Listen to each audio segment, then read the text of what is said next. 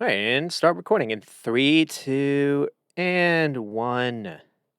All right, and welcome back to the Serve Squad Midweek Show, a soccer podcast covering all things in the EPL from a bench perspective. I'm your host Ben, and so I've spent a couple of shows now in the last few weeks, kind of going a little bit on at Man United. So this will be the humble pie episode. There are a couple of things that I have said that certainly did not age well. So I will get started, kind of leaning into that game. And what I think I'm going to start is I do think Arne Slot maybe made a little bit of a mistake here with his starting formation and personnel, and then in the second half. I think he possibly made a little bit of a mistake there as well. Someone like an Indo to see out the game maybe could have worked a little bit better once Salah got the second goal. Now, it's that maybe would have been kind of defeatist. You would have maybe had more faith that they could have seen out the game the last, like I said, 15 minutes to see the lead out.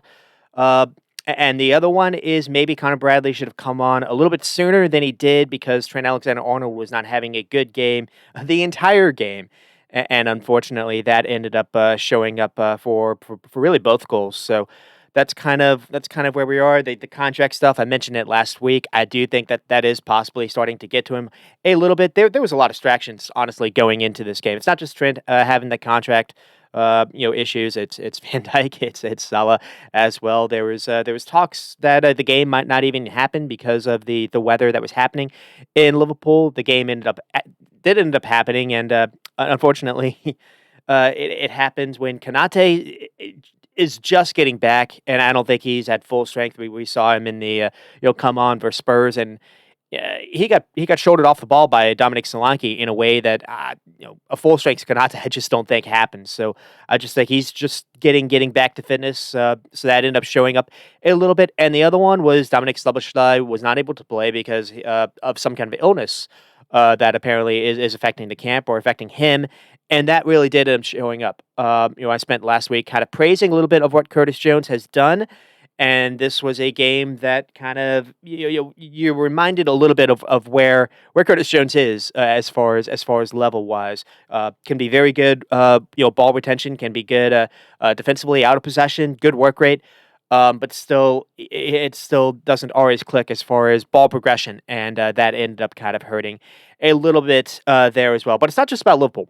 Ruben Amorim, who is also someone that I went at a little bit last week, is owed his props. Even though I do think he started the game off poor, it felt like he was just kind of allowing Liverpool to have a lot of the ball. It was basically it was kind of a I dare you to try to score at us by us sitting so deep. But they did make a couple of two pretty good chances in that first half as well. But the main thing I wanted to focus on, and when I get to the game I will, is the adjustments he made. He made two really good adjustments in my opinion. That basically is they got back to draw it and possibly could have won it, maybe should have won it in the end. And what he did is he brought Garnacho on and he moved Bruno alongside Ugarte, and that really was kind of the secret sauce. I will use a little kind of props where I said he needs to play Garnacho more, as Garnacho does offer some of that directness that United have been lacking. But the other thing I talked about last week was, or the last time I did an episode, was he's not using Diego Dallo the way that a wingback needs to be used, and we finally, unfortunately, saw that. And basically, they went at Trent Alexander-Arnold's expense, and they targeted Alexander-Arnold, and they also targeted Mo Salah, not really doing a lot of defensive work. So that's kind of where we are with that game, and I will get started with that one. Probably spend the most of the time rehashing that, and then to talk about the other stuff that happened. Man City maybe have a new star. He showed up for them in their last game, and basically he's helped Holland rediscover his scoring touch in this one as well, and that is Savio or Savinho, as they say. And you look back and they get him from Girona, which was owned by Citigroup, so it's not necessarily like they did some clever bit of business by spotting him.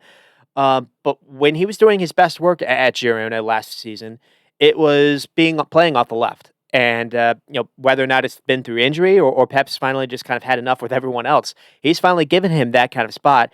and we are starting to see directness. We are starting to see take on ability again, and we're starting to see crossing. And it's not something you normally see from a Pep side. And lo and behold, it's leading to Holland scoring again.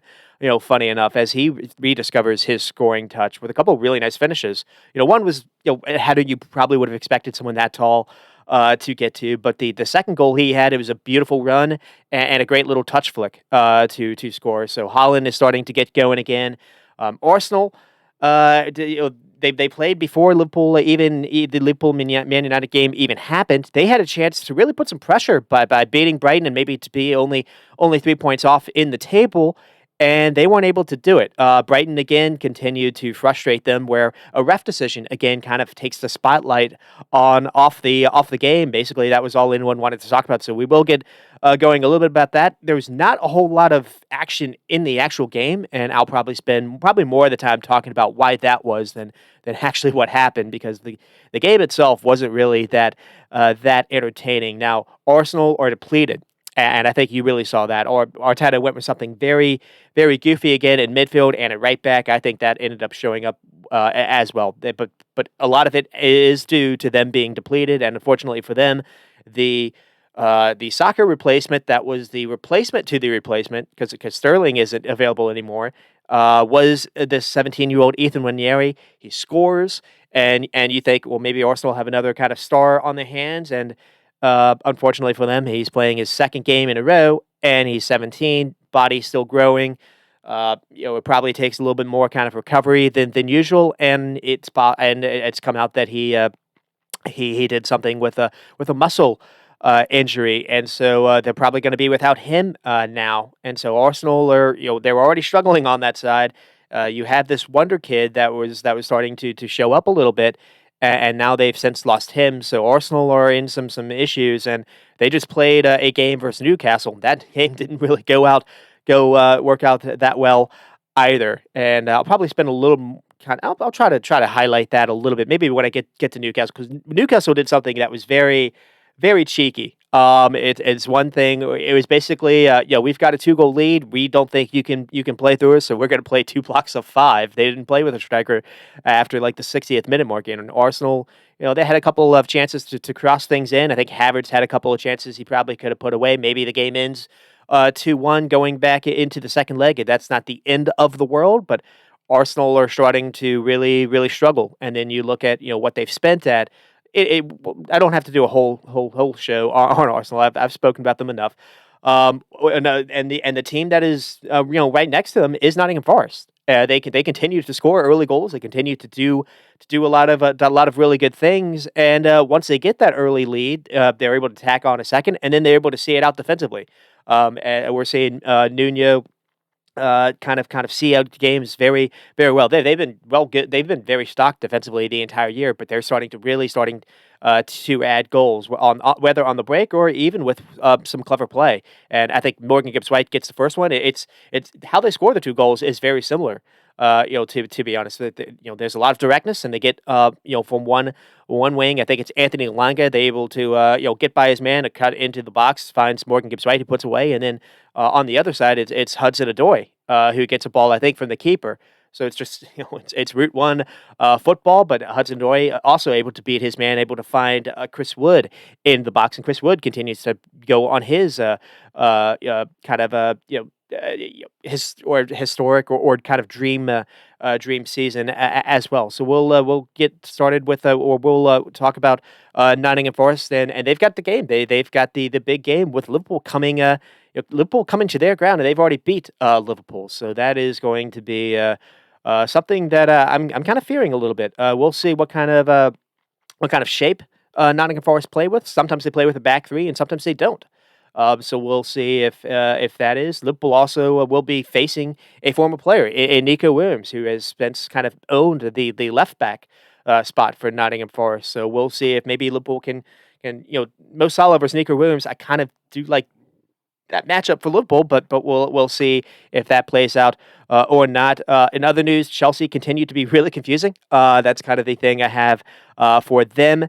They get off to an early goal versus Crystal Palace, and then after really dominating the game for the first 20 minutes or so, And then after that, Palace start to create a couple chances themselves, and they start to actually figure out that they're the team that can actually press Chelsea into some mistakes, and they Chelsea just lost complete grip of the game, and I thought they took advantage a little bit on the wide players on Chelsea not doing the best defensively, and I thought the Chelsea fullbacks were in too many 2v1s, and they were hurt.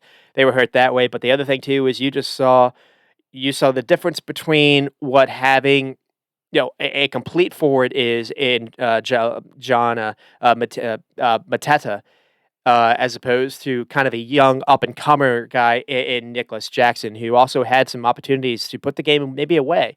To be honest, you don't want to necessarily go at him. Still young, and he's still having a fantastic start to the season as well. But this is one of those things when you get a chance in the box, you probably need to take it if you're going to challenge. And there also are there other elements to Jackson's game that definitely could be improved upon. When he drops in to link up, his touch isn't always as good as you would like. He's always a willing runner, and Chelsea do rely on that. And that the only thing I'm really thinking about too is sometimes he gets the ball and he's asked to do too much by himself. There's Cole Palmer's not necessarily near him. Cole Palmer's maybe dropped in to kind of create. Maybe Cole Palmer plays a great ball near him, but Jackson's kind of all by himself. He never really has someone kind of next to him to play off with. So I think that's kind of affecting them a little bit too. In this game, Chelsea actually started at center back, an 18-year-old right back. So it's Chelsea's kind of depth is starting to show up a little bit. And again, I mentioned it last week. The energy levels do seem to have dropped a little bit, and that probably was expected. A lot of games, regardless of the rotation, you're playing guys that maybe don't always play together. There are a lot of things into the equation. And then we get to Tottenham and Newcastle, who had another racky game between themselves. The first game, a couple of months ago, was very similar in the respect where you think one team kind of has the game on hold, and then the absolute opposite kind of happens, where a goal kind of comes out of nowhere. Here, that didn't necessarily happen, but from the first half to the second half, things completely flipped. Where you kind of you sat back when the minute ticked to zero, and you were just kind of, or I guess 90 plus minutes, whatever you want to say. Uh, you kind of thought Tottenham probably could have gotten something out of that. Newcastle ended up winning 2-1. All the goals happened in the first half, but there was a lot of action for Tottenham in the second half. Newcastle were kind of forced to really, really defend a whole lot, where you probably wouldn't have expected that. Though that said, probably the main storylines from the game was the reffing decisions for that went against both teams. So I think both managers were kind of unhappy. So we'll get to that. Everton went to Bournemouth and did not put a shot on goal for 90 minutes, and Everton looked a complete mess again. And it's come out that Sean Dyche is officially fired. I can't necessarily say if it's harsh or not. I think you bring someone like him in to establish what he had successfully done. He made Everton really hard to play through defensively. Now they just weren't able to put any kind of offense together. But you look at who their most kind of creative players you would imagine. Someone like a Dwight McNeil. I think James Garner, who's got a pretty good eye for a pass. He's not in this. He's been out injured. For a lot of this, they don't really have someone that can help out on the fullback side for right back. You don't imagine Ashley Young's going to be able to get upfield a whole lot, so you can't really create overloads. It looks like Decore's legs have kind of gone a little bit for them. They've been relying on him being able to score a lot of goals for them, and that isn't necessarily working out either. Here they tried Amanda Broja to start, so not Calvert-Lewin. Broja probably didn't necessarily have his best game either, and it's just you're starting to see a team that really does look like it's more. It's closer to being a championship side than not, and that is not something you want to see if you are an Everton fan. The one thing I will say is around this time of the year is when the pitches get weird. The grounds get a little more uneven. The pitches get frozen more with the weather. I've kind of credited that this is the start of Dyche season, where usually Dyche team, especially when he was at Burnley, he picks up a lot of points when maybe he wouldn't from January through basically March or early April.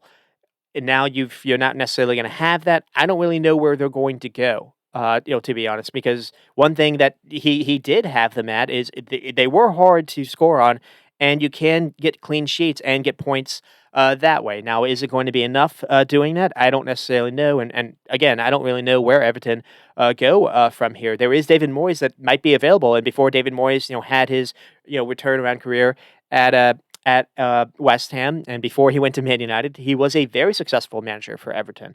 Um, so maybe that could be the idea. You beg him to come and maybe save you, but Everton really do look a complete mess, and they've spent a fair bit of money on players over the last 7 or so years. You don't really understand where that went, and they've just paid a lot of money on a credit card to build a new stadium that they're about to move into.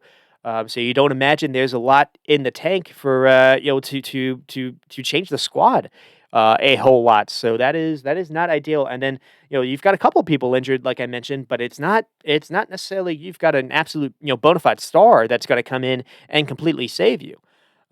So they do have someone like Ndoye that can create. Calvert Lewin, maybe he can finally find form. Again, you would like to imagine, or maybe Beto can start to produce some goals, but yeah, it is looking rough for Everton. To be honest, out of all the sides that are out of all the actual Premier League sides, where if you imagine an Ipswich can catch form, or even a Leicester, if one's going to pass the other, it looks like Everton's probably in the best or in the worst shape to be a replacement. But still a lot of time to go.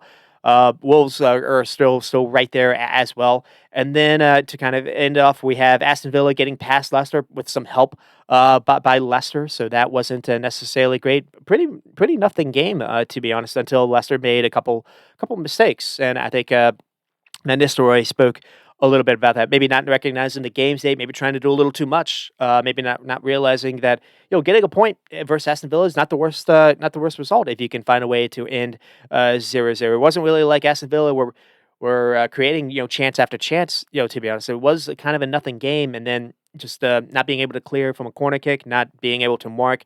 Where Barkley was, top of the box, kind of losing him. And then the second goal came from after they got it back to 1-1. The second goal came from, I believe, it was James Justin just completely losing his head, trying to do way too much, not realizing just clear it. Let the game restart where you get your rest defense back in. Tries to do too much and basically loses the ball, and Villa get the ball, basically in the Leicester penalty area, and one cross is able to find Leon Bailey, and that's how Aston Villa win that game. And then Fulham and Ipswich have 3 PKs in what was a bit of a bonkers second half. Two coaches basically ended up unhappy. Ipswich had a chance to actually close the game out, where it looked like they it was a 2-1 game. They even had the lead. They had a chance to make it 3-1 with the kind of the 85th minute or 90th minute, whatever it was, and they do a counter, and it's hard to necessarily go with them because the counter led to a shot that basically banked off the post. If it's just an inch or so to the other side, it probably does go in. But because they did the counter, you had the fullback or the wingback all the way upfield, and basically Fulham were able to counter themselves. Basically exploited that a little bit.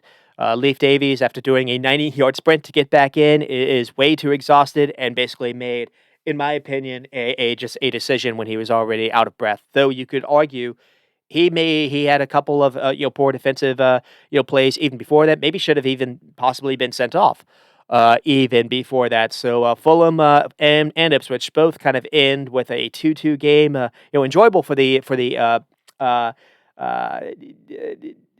for the neutral fan, but neither coach would have been happy about that. And then the last thing to talk about is Brentford unloaded on Southampton in a game that at halftime it didn't really feel like this was going to be that scoreline. I think Southampton were very very second best for probably 30 or so minutes in that game. I don't even think they had a shot on goal until about the 40th minute, or even a shot at goal until about the 40th minute. But they finished that half relatively strong, and then the second half just did not show up. And Brentford, it could have been even more. Brentford had a couple of pretty poor misses You could even argue, though you score 5, you don't not really going to care about the misses. And it's not like they scored 5 after having 5 or 6 chances and they all went in. They had something like 11 big chances. Brentford could have done whatever they wanted.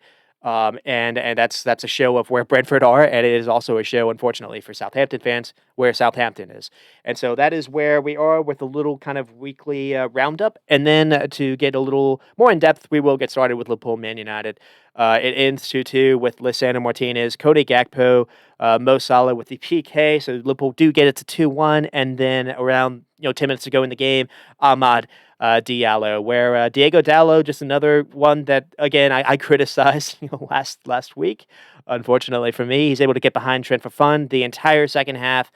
And it seemed like either Alexander Arnold was maybe thought he was too good to kind of track runners and play defense this game, or what. But Cross was able to find across from Garnacho, was able to find Amad Diallo in the box, who was able to get in front of Robertson. Robertson also kind of struggled, in my opinion, in this game as well. He's been struggling the entire month.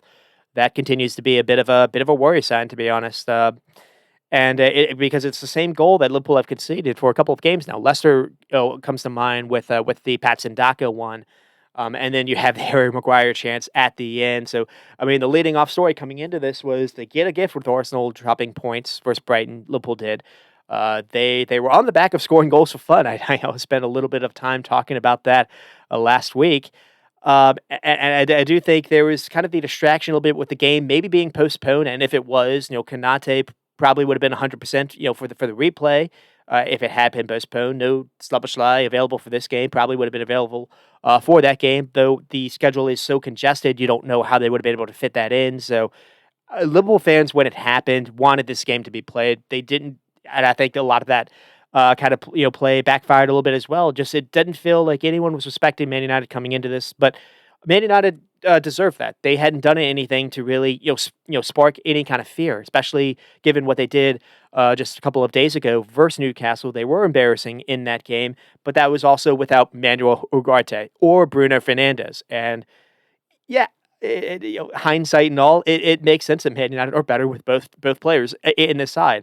So, but the other thing too is we did see Amorim use the wingbacks differently than we had seen before. Now, he didn't necessarily do that with Mazurai, which was interesting. Mazurai was staying back to kind of be like an extra man in midfield to help with possession and whatnot. And Liverpool were not able to really turn Man United over in that second half.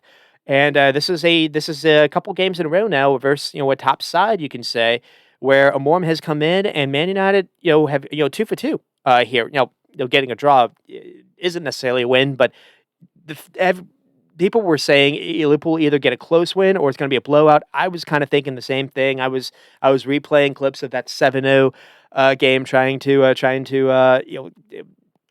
we remember that, like, that kind of moment. Liverpool had kind of been have been good at hiding Man United recently. There was a game when they won 4-0 when they were playing a back three with Harry Maguire, and I saw Harry Maguire on the side. I saw De Ligt again. I really did like Liverpool's chances, and unfortunately, it did not come out to be. So we get started with the lineup. I think it's changed a little bit. It's not necessarily the 4-2-3-1 like we have been seeing. Now, when Curtis Jones plays, maybe that's why. So he went with a third midfielder. So it was a traditional 4-3-3.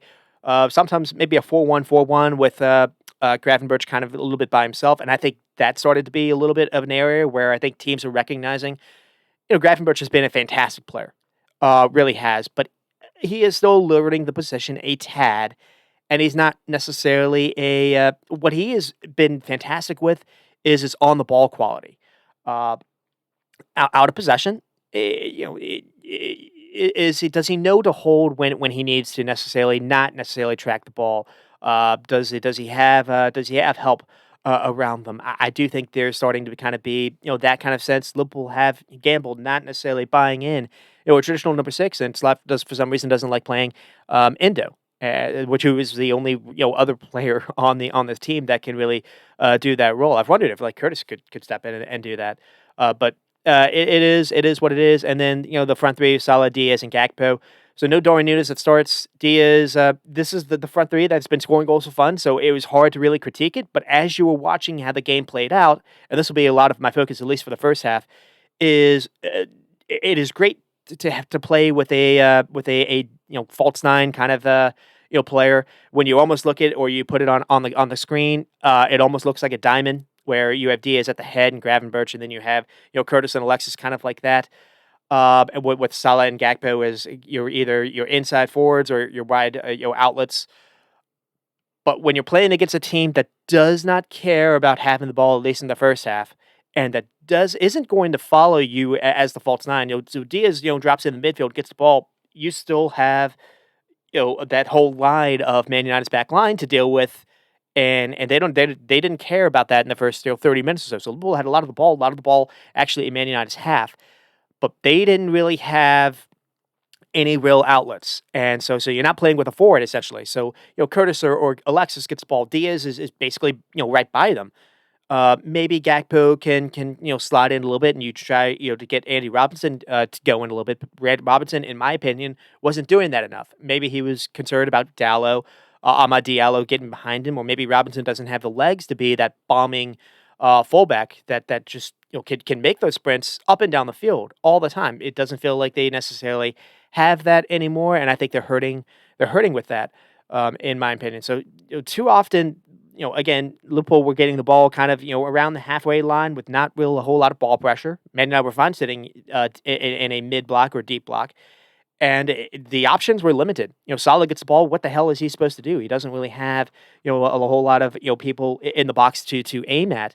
Uh, and so this is a situation where someone like a Slabberschlei being able to step in, which we saw versus Spurs, really did hurt because Curtis Jones has a lot of qualities. It's just in the final third, it's not always there. Now Curtis Jones has showed up with a couple of timely goals, with a couple of pretty nice finishes on crosses, but it's just not the same. So they hurt with that, and I do think this was a game where someone like a Darwin Núñez versus again, you just watched a couple of days ago what Alexander Isak just did to this team. Uh, Darwin Núñez versus Lisandro Martinez. Please, I would like to see that tried a little bit. I would like to see Darwin Núñez and basically scare the life out of Harry Maguire and De Ligt, where at least you have both of them forced to mark him, because you wouldn't ask Harry Maguire to mark Darwin Núñez by himself. So De Ligt would have had to cherry pick there. That would have allowed Gakpo maybe more space to kind of take on either Mazurai or not. So I just think uh, Slot maybe overthought things a tad. Maybe he thought Man United were going to press. We're going to try to maybe do a man kind of press where someone Luis Diaz maybe would have been able to bring someone to run with him and to get them out of possession. Where you would have been able to get Salah or Gakpo in behind. Maybe he thought that was going to be the idea, and Man United did not bite. So that kind of gets into what Man United did. And again, when you see all this before the game started, I was happy. De Ligt, Maguire, Martinez, we've seen that tried. Yeah, I guess it was tried versus Man City, but we've seen that, absolutely exploited versus Isak and Newcastle just a couple of days ago, or Joy Linton. And that is the other thing, too. The players I'm naming, one is 6'2", and the other is like 6'3" or 6'4". Liverpool did not necessarily have. They have that with Gakpo, but Gakpo was, playing more out wide than not. So it wasn't. It was kind of foolish for me to think that Liverpool could copy what Newcastle did, because they didn't have the same height, the same kind of profiles.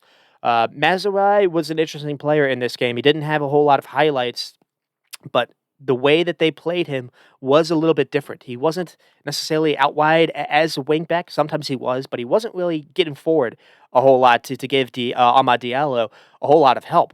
If anything, maybe he would get forward to offer some width, but it wasn't necessarily like he was overlapping Diallo.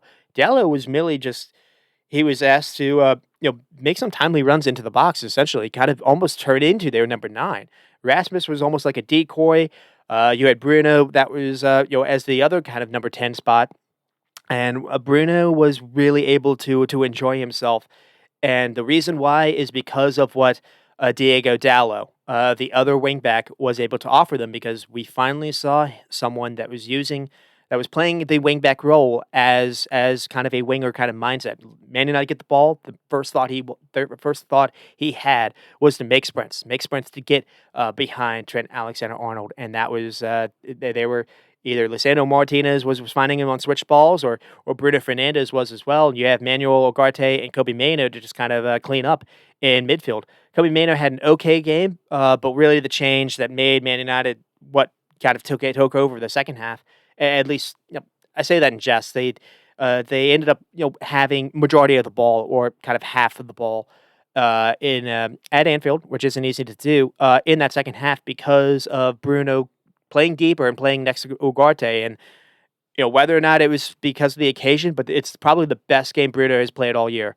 Where him next to Ugarte was kind of the secret sauce, because they brought on Garnacho, and again, it's just now you have Garnacho that can make a run, and Diego Dallo, and you're going to basically isolate Trent Alexander-Arnold. What is he supposed to do? And it looks like this was a game that Konate was not Superman. He had just come back into health, and I think you saw that show up a little bit as well. So again, we get to the first half. It was a slog. You see United sitting really deep. Liverpool again have lots of ball. Can't really find anyone in the box. It is very compact, and again, you don't have someone like an Ishak in there to just have a cross in. Because the way that they're playing Luis Diaz, who is dropping in, and he's too far behind the play. But Liverpool did have loads of the ball, and they finally were able to create a few things. So Diaz drops, finds Gravenberch. Gravenberch makes a little run forward. He freezes the United defender, slips Gakpo in, and Gakpo makes a clever run in behind Maguire, and Gakpo just misses up on the finish. Missing it wide, pretty good chance. That happened in the first 5 minutes or so. You thought maybe there would be a lot more of this, and there just wasn't. And then probably the other good chance that happened was there was a brilliant ball floated in by Salah, found Alexis McAllister making a run into the box, got a good shot off. It was right at Ronaldo. Ronaldo made the save. But that was kind of it. United also had a couple of chances themselves. There was a big one that came when Diego Dallo found Ahmad, getting behind Robinson. And I think a better ball played to him, it's basically on his feet.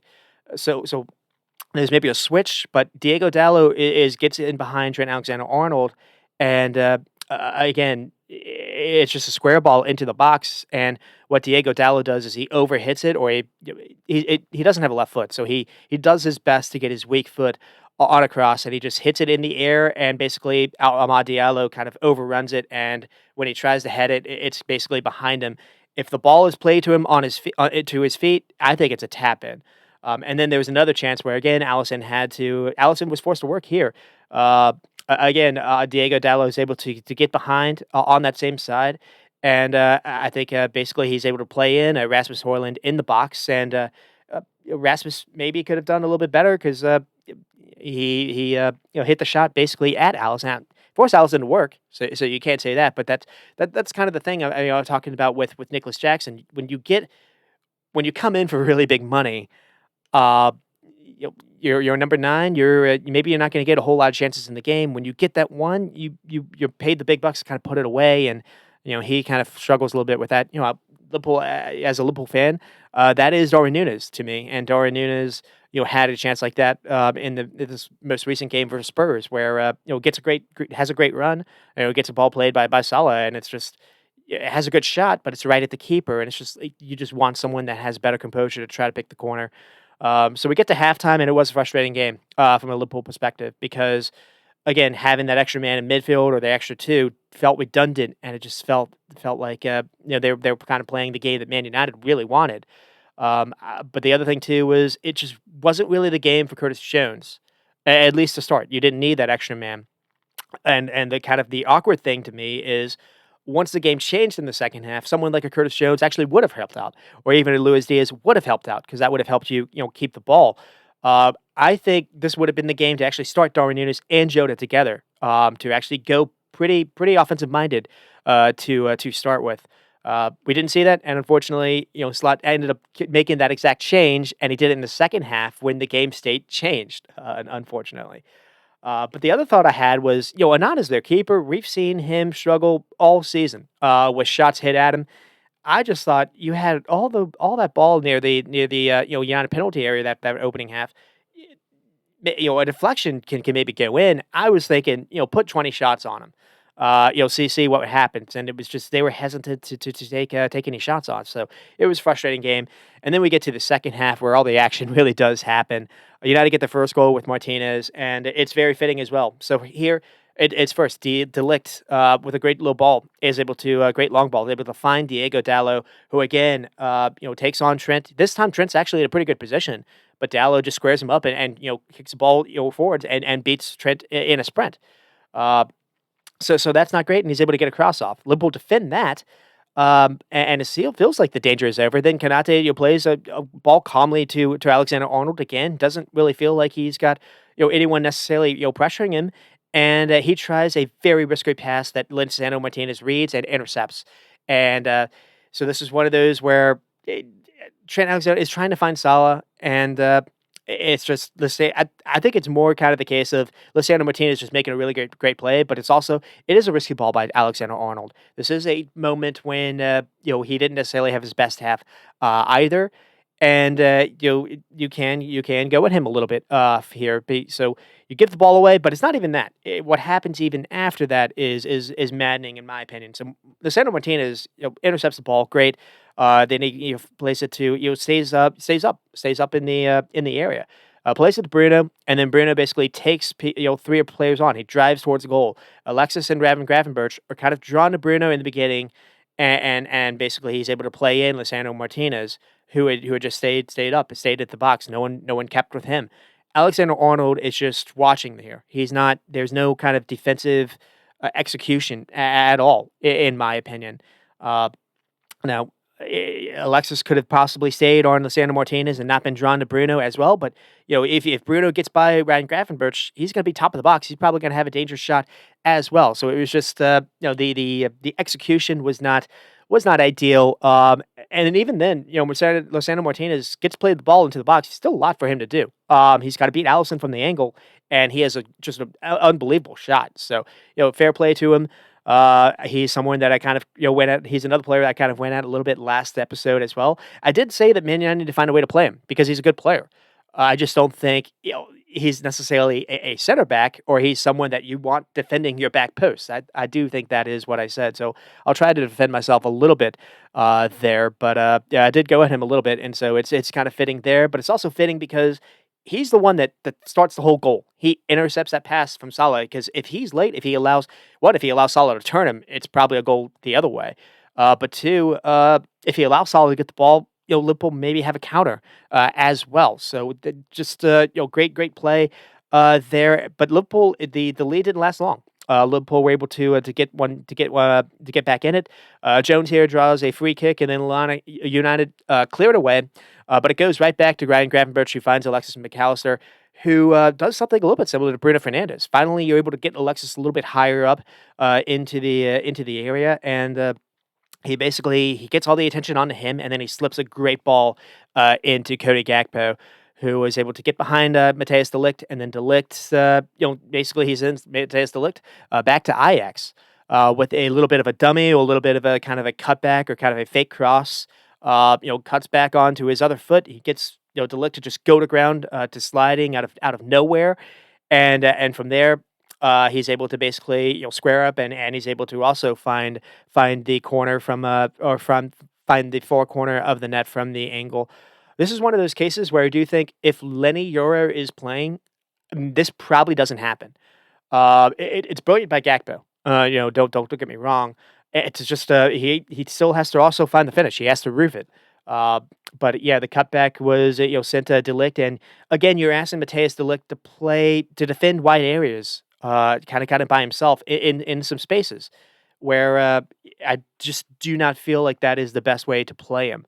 So it's a bit of an awkward kind of situation, at least a little bit here, and he got hooked a little bit after that. But he's also at fault a little bit, well, not necessarily at fault, but he's also at the scene for Liverpool's second goal as well. But this is the part that's kind of weird. So Liverpool get back in it. It's 1-1, and Slot decides to really go aggressive. And again, at the time, I liked it. I thought now's the time to strike. Man United look weak.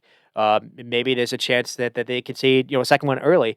And he brings on the two strikers that I was talking about. He brings on both Jota and Nunez. and they are able to get a PK to go their way. Trent Alexander-Arnold gets the ball bait first. He fakes crossing it with his right foot, gets it onto his left. Plays the ball in. It's probably not the best cross, to be honest, because it's hard and low. It's not necessarily high enough, but it basically deflects off someone and hits De Ligt with his arm raised, and the ref awards the PK, and then Salah buries it. But this is kind of the weird part where, okay, Liverpool have the 2-1 lead now, and you brought in, this is where it's awkward because you've brought in basically Darwin Núñez, who's not necessarily known for keeping the ball. He's going to want to take a lot of risks. He's going to want to run with the ball a lot. He's going to try shots, or he's just chaos in general. You never really have control with him. And you've also brought in Diego Jota, who is a mini version of that. Not necessarily the athletic specimen, but he also takes a lot of risk and chances. He's someone you want to get on the, if you're down a goal and you need someone to put something away. Absolutely, he is wonderful to have on. If you are in a state where you have the lead now and you don't want the other team to get chances to get back in it, I don't necessarily know if it does work. And it basically, there's a weird period after Liverpool get the second goal where United start to get a lot of corner kicks around this time, and they look dangerous every time. But what's funny enough is right before like the bad stuff really does happen, there were a couple of times where Liverpool were actually able to counter off those corner kicks where better decision making by Nunez and Jota leading these probably would have led to another goal. And so we get to the 73rd minute mark, and this is kind of where Liverpool get weirdly careless with the football. Uh, so they start getting away with it. So Jota makes a mistake, but there's someone to win it back. But as we get closer towards the 80th minute mark, that starts to stop. Gravenberch is an easy square ball, and he's going for the home run hitter. Gakpo tries a Hollywood flick to get it to Nunez. Not a bad idea, but De Ligt reads it, and then basically a nice crossfield switch to Diego Dallo, and suddenly Trent has a 2v1 he has to deal with. Salah gets the ball where there's no one in the box, and instead of holding it up, he tries to take everyone on with 4 players and loses the ball. Robertson, just boots the ball upfield here, where Darwin decides to elbow Matthijs de Ligt for no reason, and that was really dumb for a number of reasons. One, the yellow card makes him miss the Forest game, which is, you imagine that's probably he was going to be someone that would be needed at least off the bench, because Darwin Núñez does change the game when he comes on, for good or bad. But what it really did is it gave United the ball back, and it allowed them to just settle back in. And again, there's this period here where Liverpool do not recognize the game state. Just keep the ball. And I feel like this is a moment when Slot should have seen things were not necessarily going that great. You started to all of a sudden you Man United are starting to play the ball, keep the ball a little bit better. Liverpool's press are nowhere to be found. It looks like the legs are shot a tad. Endo is probably the one to bring on at this point. But there's also a moment where, especially after this, there's a moment where basically Bruno Fernandes twinkle toes around Ryan Gravenberch, Alexis, and Alexander-Arnold. And I just feel like someone like Endo puts a foul in there. But you're starting to see Man United use Mazraoui differently. So, again, less as a wing back and more kind of an inverted, almost fullback, as you said. Just an additional number in midfield to just always be a passing option. So, Man United are able to keep the ball a little bit more, and they're starting to tire Liverpool out a little bit. And United's goal comes from it. Liverpool, again, get lucky in the beginning. So, ball rolls to Alisson. He plays it safe to Gravenberch. Gravenberch plays it to Trent. Trent can't control it. United win the ball back. Again, here it's well done by Garnacho, and then Diego Dallo, gets it, plays it to Garnacho, running in behind Alexander-Arnold. The ball goes out for a United throw-in. So it's one of those where it could have been worse than it was. You're able to get away with it, but United have a throw-in now. So this is where it shouldn't be. Nothing should really come from this. So I'm starting to wonder, this is a period where also you're starting to see Man United get overloads on that side. I feel like Mo Salah's energy has maybe dipped a little bit at this point. No one is able to get pressure on Lisandro Martinez when he gets the ball, and he's able to float something forwards. Konate wins the first header, but United win the rebound. Bruno gets on the ball. Jota basically loses Bruno, in my opinion, and this was unfortunate too. It's close in the beginning when Konate wins the header. Jota is right next to Bruno, but Bruno is just able to just slip a little bit, 5 yards away from Jota. And when he gets the ball, Jota's not near him, and he plays it up the channel. And Garnacho is all alone when this happens. And he gets near the box. He's able to play across in. Rasmus Højlund makes a run, and that draws Liverpool defenders to go to him, and that leaves Amad Diallo arriving behind Højlund, making a run towards kind of the back post where Robertson is late to recognize it, and he puts it away with a pretty nice finish.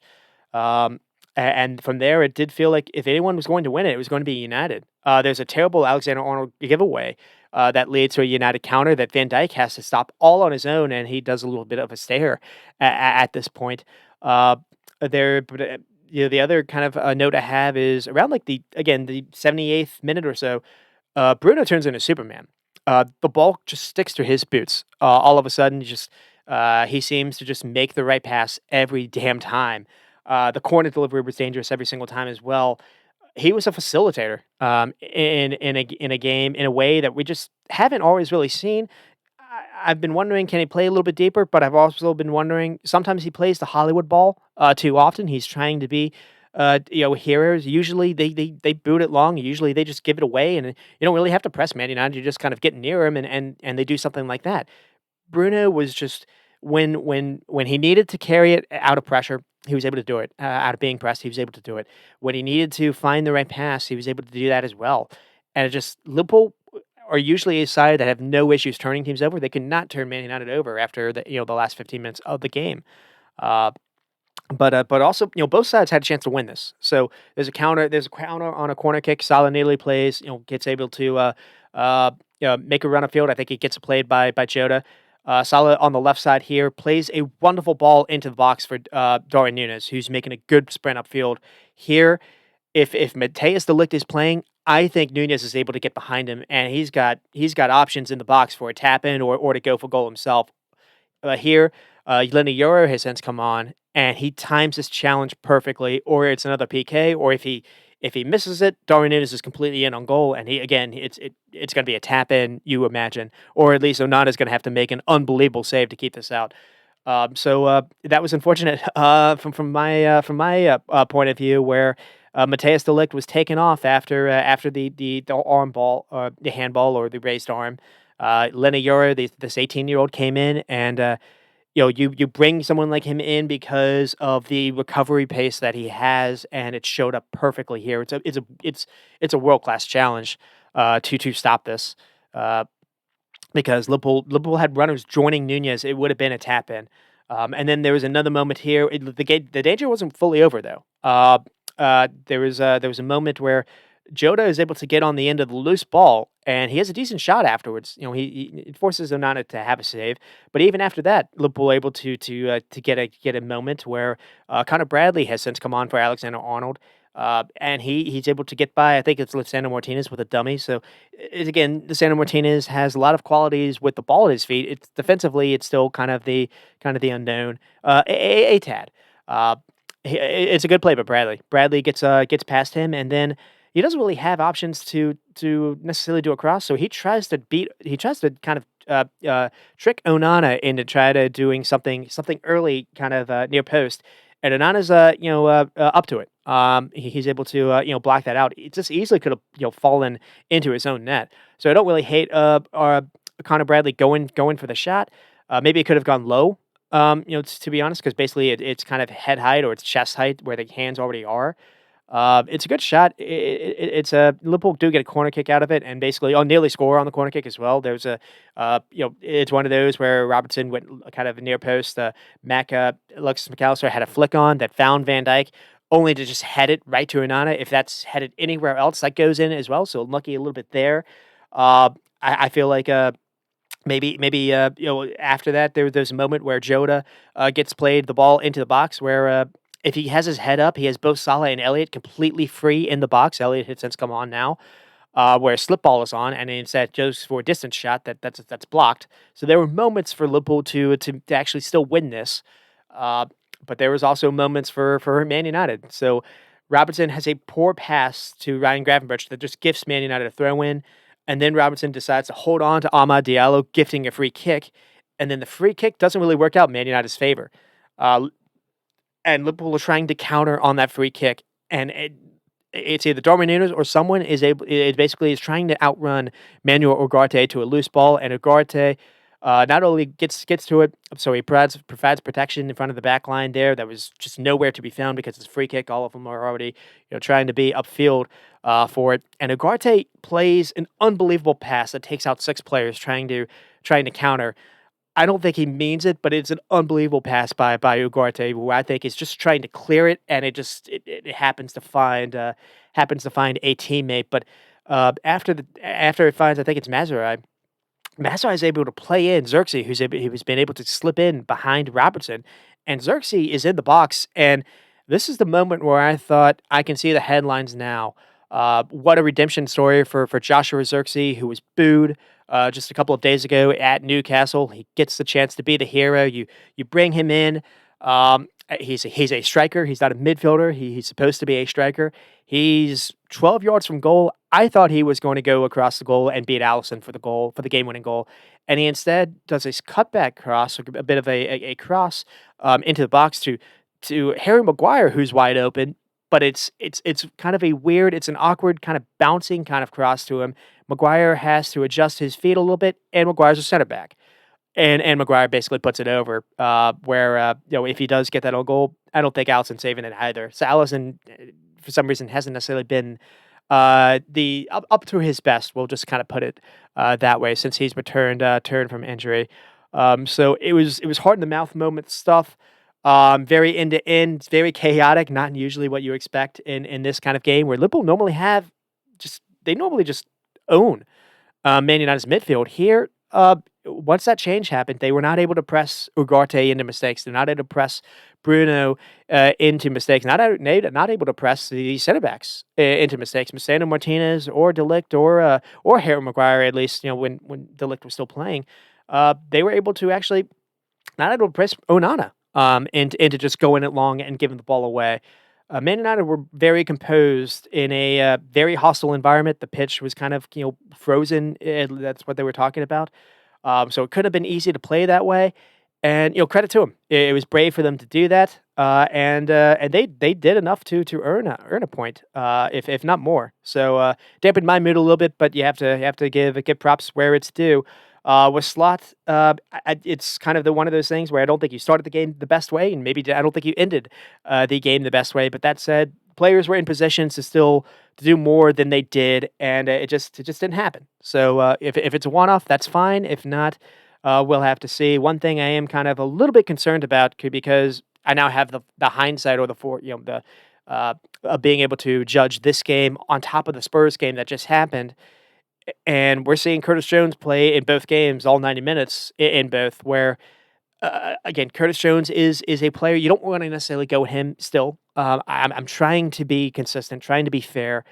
I do have my, pre-consistent kind of thoughts, and I'm trying to allow him to win me over.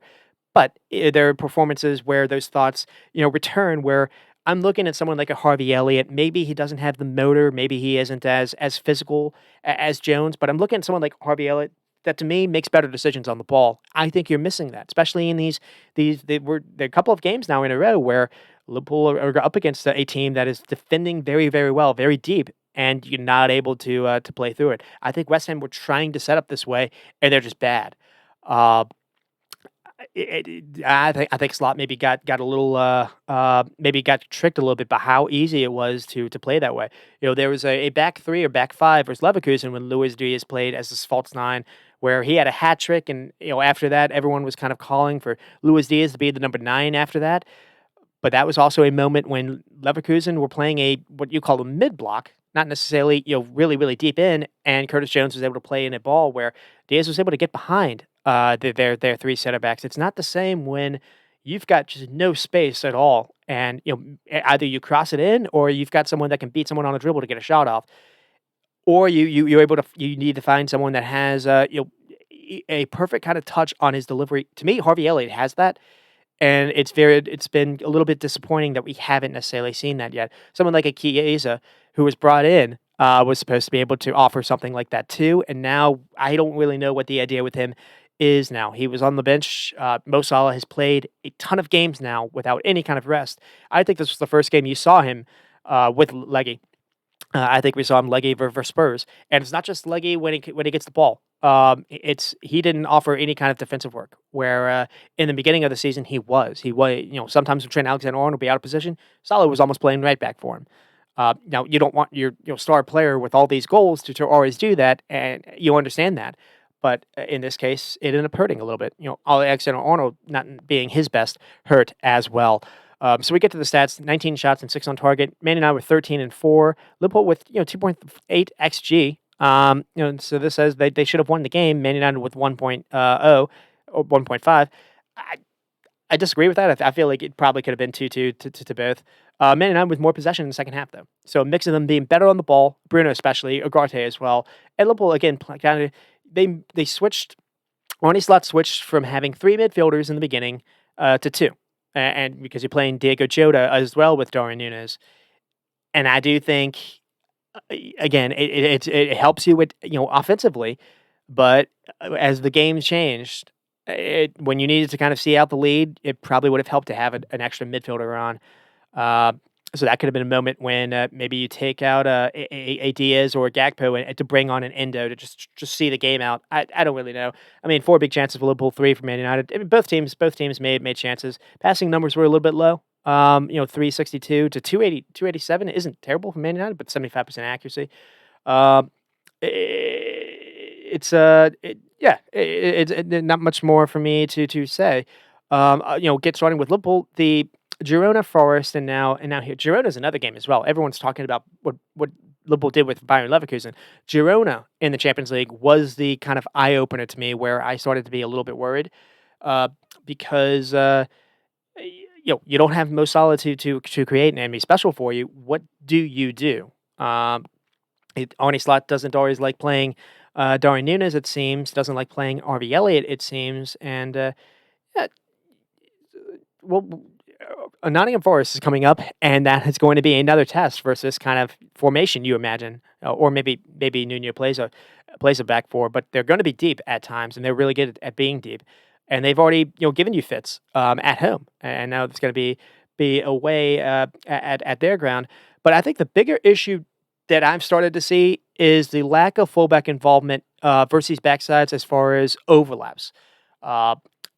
It especially with Robertson, and that'll be kind of the main focus to me. Now, no striker to kind of pass the center backs. That is an issue as well. But so we get to the tactics. I think I already talked about there.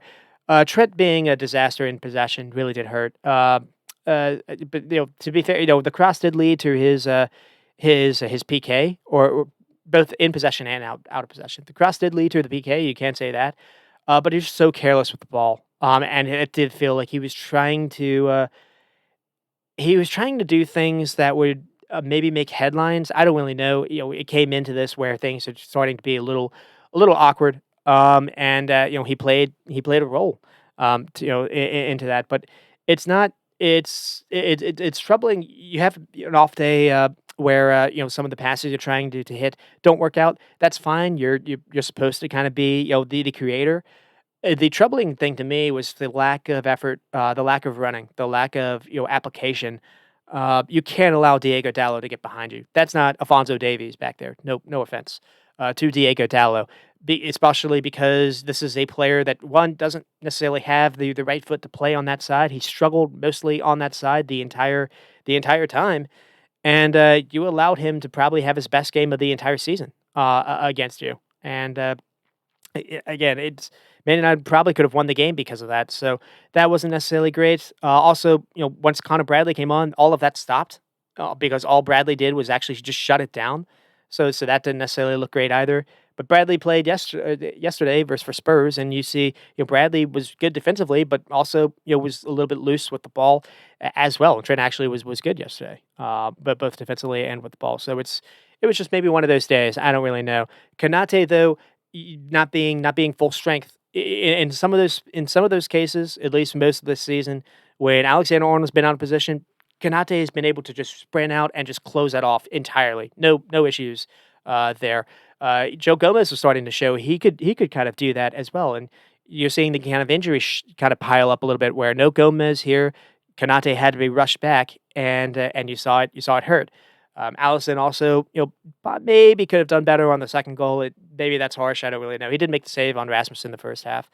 But the hindsight here is you taken into context of what Arsenal did, it's not the end of the world because they didn't necessarily, lose ground, but they didn't necessarily they had a chance to almost kind of, cement a little bit something here. And the other thing too is the Maguire miss. It could have been worse. I think Van Dijk even talked about that as well. So this game in context isn't the worst thing in the world. But this game with what happens with Forest, if they don't get a result, or if they don't get 3 points versus Forest, then it starts to get a little hairy. And the other thing to talk about here is I thought this was the first game where I was watching a side that did not have the legs to press and to win the ball back with the ease that they had been doing most of the season. Now that is only human nature, so you expect some kind of a dip to show up. But you look at who's been playing in all these games over the last over the Christmas break and the festive fixture list. Uh, there's not been a ton of rotation. Gravenberch's been playing every single game. Alexis McAllister mostly playing every game. He's rotated kind of the wings, or either it's Gakpo or Diaz. He's tried to play Darwin Núñez in a couple of these. He's played solid in every game. So I think that's kind of showing up a little bit here. He's played Van Dijk. Had to play Van Dijk in every game. For the most part, he's played Robertson in every game. I do think that's showing up a little bit here. And then with Spurs, I thought they were also leggy as well. And the lack of rotation. No Chiesa. Again, no Endo. Or Endo was no Endo in midfield.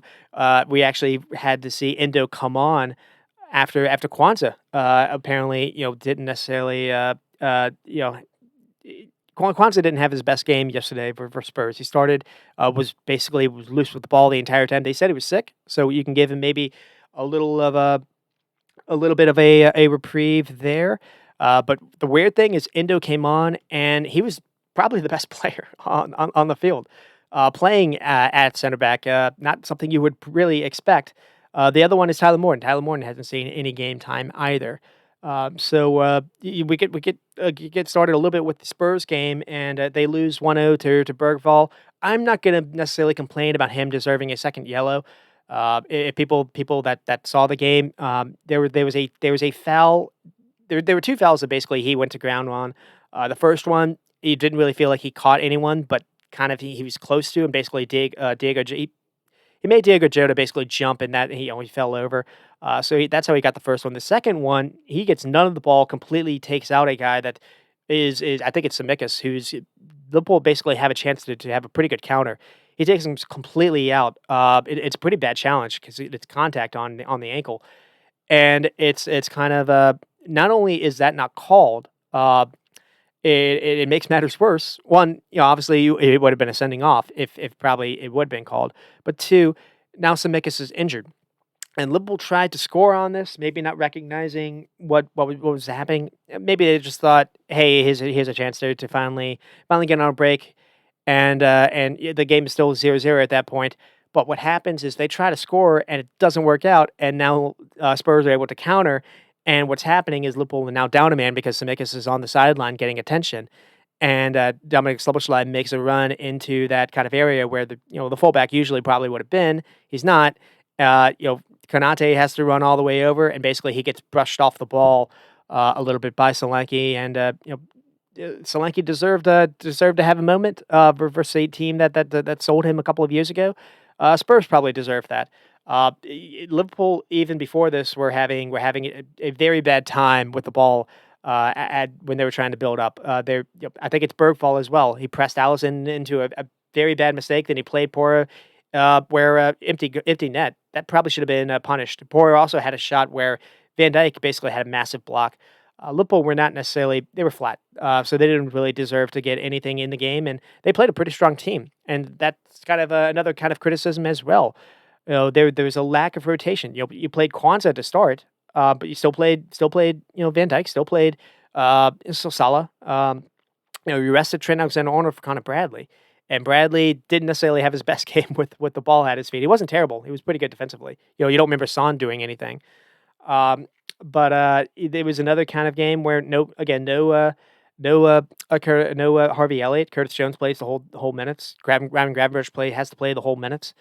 And the other thing too is he tries Diego Jota, who again I love, but he's never to me been a central striker playing through the middle. Uh, he to me, he's kind of what they call is, I think, a second striker, but really he's kind of an inside forward playing on the left. He gets the ball on the left, and he could do some things in the box, or he can be a number 10. To be honest, he can be a link man with someone ahead of him. We've seen him do that role really well. When he's got to be the lone kind of guy, it's that false nine kind of role. Again, where he gets the ball, he's dropping in to try to link play, and then when you're able to you get the ball in the head, you've got a Gakpo and Salah getting the ball, and they've got no one in the middle to square anything to. And that was happening again as well. So there were some issues here. Liverpool were flat. They didn't really deserve to get anything in the game. The only positive to me was Endo came on, played at center back, just like we saw with Southampton, and John Endo Stones appeared again. He was very good. Liverpool started that game having no control. It looks like Spurs were just going to nick something from a very poor playing from the back, and then Endo came on, and all that stopped. All of a sudden, Liverpool had all this control, and Spurs kind of didn't have anything in the game. Uh, mentioned how Solanke deserved something from it, deserved to have a moment. It's because he scored. And if, it was chalked off for a very kind of shaky offsides call where I never saw an angle to actually see how they could have ruled it out or not. But it is what it is. There was all this talk about VAR finally being back into the competition because it wasn't for the earlier rounds. And then you see that for the angle that they used, and I was stunned that they actually didn't just keep that as a goal because to me it looks level. Uh, so so there you go. And then Slot, to my opinion, made mistakes again. So he to the last 5 minutes or so he brings Kanate on. And he moves Endo into midfield. I thought Endo was doing a fine job, to be honest. And again, Kanate probably at full strength. This doesn't happen. As good as Solanke and as big as Solanke is, I just don't think it happens. So Kanate not necessarily at full strength, and now you just hope that Kanate doesn't do anything as he's trying to recover to full strength. That is like the biggest fear of all. Someone coming back from injury playing too early than they should, but you almost have to. Liverpool don't have any kind of center back depth at all. When Kwanzaa is like the only guy. Kwanzaa was not playing a good game even before that, and apparently he was sick. So we'll see if he plays in the FA game or not. I don't like Van Dijk having to play every single game now. So Joe Gomez has a hamstring. Don't know when he's going to be back. That's a tricky one to get to recover from. Someone who's always kind of being a bit of an injured player. It would be nice if with the January window here, it would be nice if they brought in a center back, and if anything else, it looks like they're kind of targeting maybe an attacker. So that'll be the last thing I end with. This is another thing too, where Curtis Jones wasn't necessarily, he he's not terrible, but again, he gets the ball and he doesn't release it. He's not as creative as what you would personally want. So again, the lack of Elliott game time, and now he's been linked to leave to a Dortmund or someone. A couple clubs have outside of the EPL have inquired because he's not playing, and they're wondering why he's not playing. So that doesn't necessarily bode well for me either. And the last point to talk about is I don't really think Liverpool have a lot of fans to gripe about the yellow card or Bergvall being sent off. I do think there's legitimate gripe for not getting a PK to go their way, as Curtis Jones is completely kicked to the box towards the end after a late corner kick, completely kicked. It's clear as day. It's a foul. He's brought down. It's a foul, and that wasn't reviewed. So I do think there's gripe there where you could have gone in 1-1, 1-0 away isn't the worst thing in the world. But it going back to Anfield, credit the Spurs though, because we saw this game at the Spurs Stadium just a couple of days ago, right before Christmas, where Liverpool won 6-3 kind of comfortably, but it was a different team that day. Luis Diaz was the quote unquote false nine, but you had Dominic Szoboszlai instead of Curtis Jones. That to me, I think did show out. So that's where we are there. Yeah, the vibes aren't as rosy as they were the last time I did a show. It's not the end of the world still, but the legs being heavy and the center back injury starting to pile up. Gravenberch, to me, is getting overplayed, and you worry a ton about him. Nunez is getting chances, and he's not taking them. And that it's the same story as last year. He had a brilliant chance in this game. I mentioned it earlier, where Salah played him in. Nunez gets a great hit on it, and it's just really unlucky. It was a very similar chance versus Leicester, where he played the ball into the box, head down, hits it as hard as he can. If it goes past the keeper, it's or if it's wrong side of the keeper, it's going in because it's hit so hard. But these are two occasions where it's hit right at the keeper, and he's more focused on the power than the placement. That's been Dorian Nunez the entire time. The one chance or the two chances where that didn't happen, where he was able to place it with a lot of power was oddly enough versus Newcastle a year or two ago. Uh, so the two games without Szoboszlai is showing up to me, and then I do feel like this can go two ways now. The owners can sit on their hands. The contracts are clearly a distraction. There's nothing being done about that. Or they can be proactive. They can go out and maybe get a DM. There's someone named Lamine Kamara on Monaco that could possibly come in for on the cheap to give Ryan Gravenberch some rest. You can bring in a center back, which would really help out. You don't even have to bring in the most, the greatest. You don't have to bring in someone that's going to necessarily challenge Karate to start. Just someone to play minutes in. I'm not saying just go out and get a championship center back, but go out and get someone that can at least do a job. And the other one too is that left back continues to be a bit of an issue, whether it's Robinson or Tsimikas. Do you look at that? And if anything, I was expecting Liverpool to do nothing. And out of yesterday, we get this weird kind of update with David Ornstein saying that now they're in the look or they're interested, or at least they'll move if the opportunity arises, whatever that means, in Krycha Kvaratskhelia the winger on Napoli, where Liverpool already have Luis Diaz, Diego Jota, Cody Gakpo as these right-footed left people that play off the left. Kvaratskhelia is two-footed, and this would be a little bit different because this is a guy that is used to playing Victor Osimhen. Victor Osimhen and Dorian Nunez have similarities, in my opinion. This is a guy that can create in the box. This is a guy that because he's two-footed. He's not necessarily the most pacey guy, but what he is because he's two-footed, he can go both ways, and he's one of the best in Europe at taking people on and getting by them with a lot of switch of feet, clever dribbling, switch of pace. He's not bad leading transitions either, and he's got an unbelievable shot on him. If they could get this in, I don't necessarily know how they would move the roster around, but I think he would start over everyone, and that includes Cody Gakpo, who's been an unbelievable the last 2 months of the season. Really, since Euros, Cody Gakpo has been unbelievable, but it's just Kvaratskhelia is a different cat. We'll see if that plan materializes or not. I am wondering if it's just I don't want to say it's PR, but I am wondering if the idea is more kind of maybe to let clubs know or to let him know that maybe FSG, the ownership, will look at him in the summertime. If they lose Mo Salah, they'll need to replace an attacker. Maybe that's the idea. Mo Salah doesn't. I mean, Kvaratskhelia plays on the left, not the right. So I don't necessarily know how that would work. To be honest, but it is at least from my perspective, it is interesting that there's at least some activity. We'll see if there is any more. I keep hearing this idea of if the market presents itself, and Liverpool apparently don't like doing projects.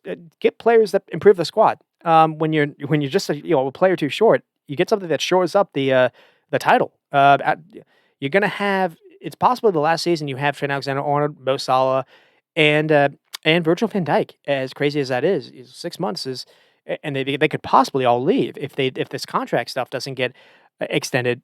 Do whatever it takes to make it official, where they at least they go out with two Premier League titles. You allow the fans to celebrate in a non-COVID year with you do the parade. Jurgen Klopp's even talked about maybe even wanting to join in. That would be a moment that would last a lifetime for those fans. The ownership the ownership would be allowed to do a rebuild. The fans would give the ownership a long rebuild if they gave them those memories. You have to maybe think of it that way. It would be an investment that would a long-term kind of investment. We'll see if there's still a lot of time in January for this to go again two ways. We'll see.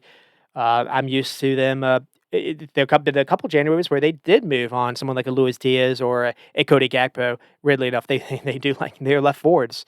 Um, but there've also been moments when they didn't do anything. They brought in Austin Cobb back, and I think it was Ben Davies or Ben Phillips, some kind of center back from Plymouth Rock or whatever it was, Portsmouth, I believe. When Liverpool did not have any center backs at all to play in, so I've seen it. I've seen them do both. Michael Edward is back, and we'll see if his computer can work or not. So and but before that, we do have some tough away games for them to manage. Nottingham Forest and then Brentford. And they have an FA Cup weekend. Hopefully, no starters play in that game. You don't necessarily want to say you want a team to necessarily throw a competition, but if kids can win it for you, great. If not, you're still alive in the Carabao. You're still alive in Champions League and Premier League. So we'll see how Slot does. I don't want to say I'm on Slot fraud watch yet after praising how he's done. He's been an unbelievable manager to the state. The lack of rotation is worrying, and I did say a couple of weeks ago, the biggest fear of mine was one of the things that usually catches new managers into the league is the festive fixture period, because not a lot of leagues do that, and it's not easy to go through that where you do a lot of rotation. You have to configure your squad differently. Uh, Liverpool were able to get through that without a ton of injuries. They lost Joe Gomez, but the legs look tired now, and you've got now. We need to see Slot uh, not just pick his same 11 or 12 players. I don't like hearing the idea that Slot doesn't rate someone, so they're not going to play. I've heard Slot doesn't rate Indo, and he's been the best player for the last 3 games when he has played in those Carabao games. Um, Slot saying he doesn't rate Elliott. I don't care. I've seen Curtis Jones do what he does when he's played in that higher advanced number 10 role. I don't think it works. And I've seen Elliott play in that way, and I have seen it work. I'm not going off feelings. I'm going off what I've seen in the past. Elliott was unbelievably good for Liverpool last season in a more kind of advanced playmaking role. Elliott got hurt to start the season. Maybe he's not fully at his fitness. I don't necessarily know, or maybe they're trying to sell him out. Maybe they're trying to do a player sale to bring someone in. But that is where we are there. And then with Man United, I have to be fair to Emram. He did shut me up. One thing again I can say is the over the long term, if you do this for the whole course of the season, I feel like he's gonna line up this way versus Ipswich Town as well as versus a Big Six side. But versus a Big Six side, he's doing so well so far with Man City and Liverpool. Uh, and again, they know Ugarte and Bruno versus Newcastle. Yeah, they made a difference when they were played together. The tactics, him moving Bruno deeper. Talked a little bit about this, and Bruno was excellent in this little spot. Getting Diego Dallo to be the wingback higher upfield really helped them as well. You're able to, because that basically pinned Alexander Arnold. He didn't know what to really do. The real thing was Manuel Ugarte, though. It just in those tools, him and Bruno together. Just again, Liverpool have not had issues winning the midfield battle versus this team for like 6 years. I'm used to watching Fred, McTominay, Eriksson, Casemiro being bullied off the ball, making terrible passes where it's just been so easy for Liverpool to get the ball off a transition, off a turnover, and counter. And just there wasn't really that we saw. The other thing I think we saw was maybe a bit of a change of shape where instead of that 3-4-3 that we've been seeing, it's more of a 5-4-1. And what I mean by that is Bruno was almost in midfield. Wasn't really like Bruno and Ahmad were almost kind of there to clutter in midfield. They weren't necessarily in that quote unquote double 10 kind of spot. You had Rasmus a little bit by himself, and it made the pitch look a lot smaller than what it normally is versus this Man United team. So I got to give credit for it. It did work, and humble pie I will eat.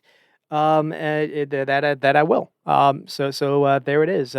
But does it solve everything? I don't think it does. Delict playing outside nearly cost them. and Yoro coming in actually worked.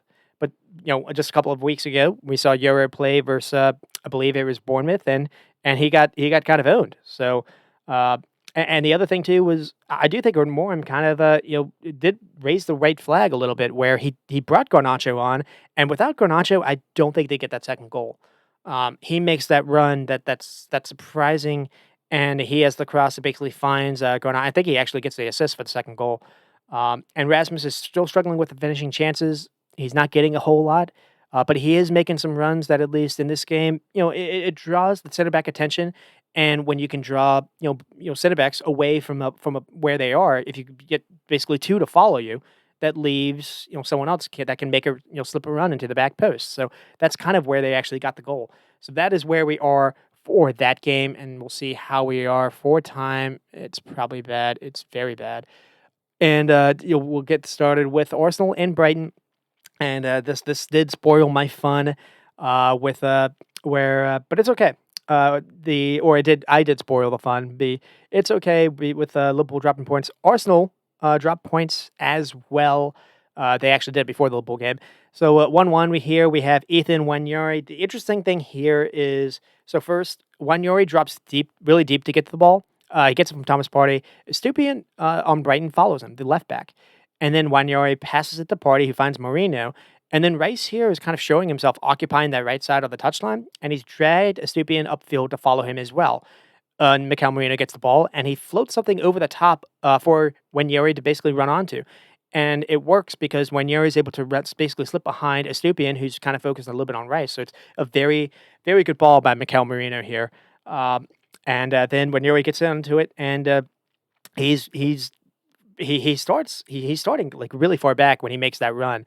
But he's able to just kind of jog all the way upfield, and it's one of those cases where Brighton are just kind of caught a little bit by surprise by the run. The focus is on elsewhere, and you're able to slip someone in behind. And then when he gets the ball, he can just dribble all the way to the keeper, and he does, and he's able to find the finish past Verbruggen.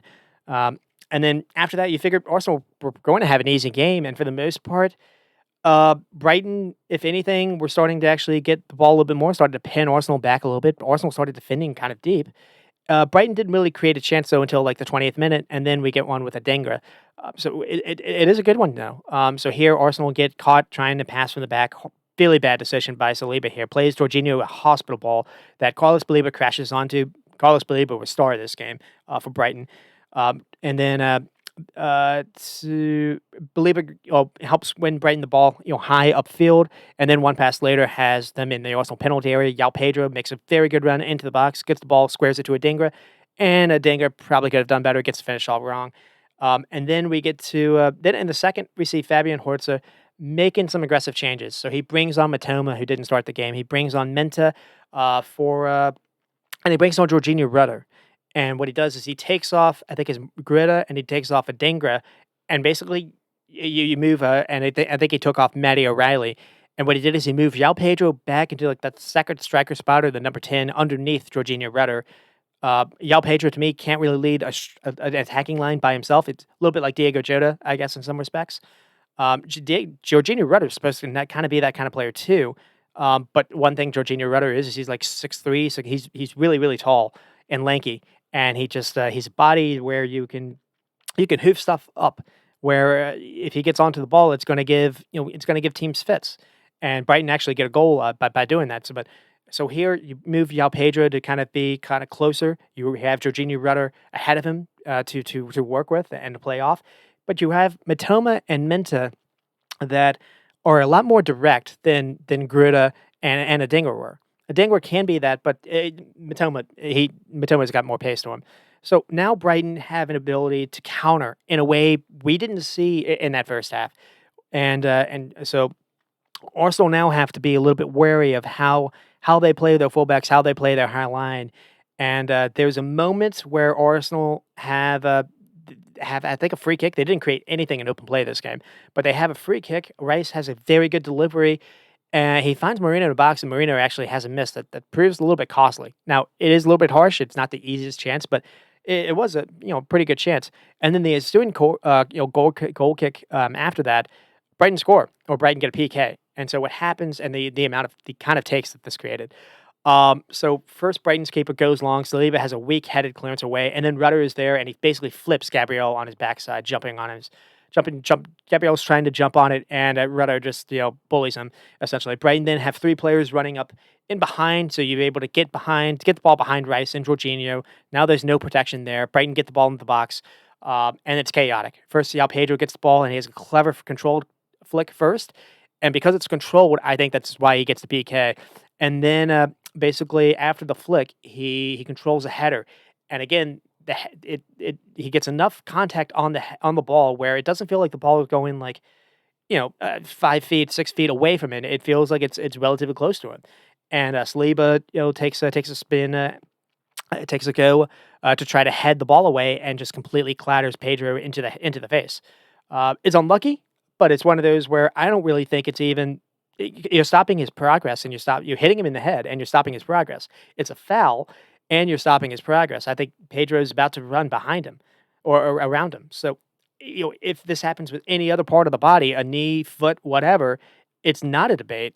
And because again he's impeding the progress, and the ball is under control, I don't think it's really a debate. And the PK was given, and he puts it away.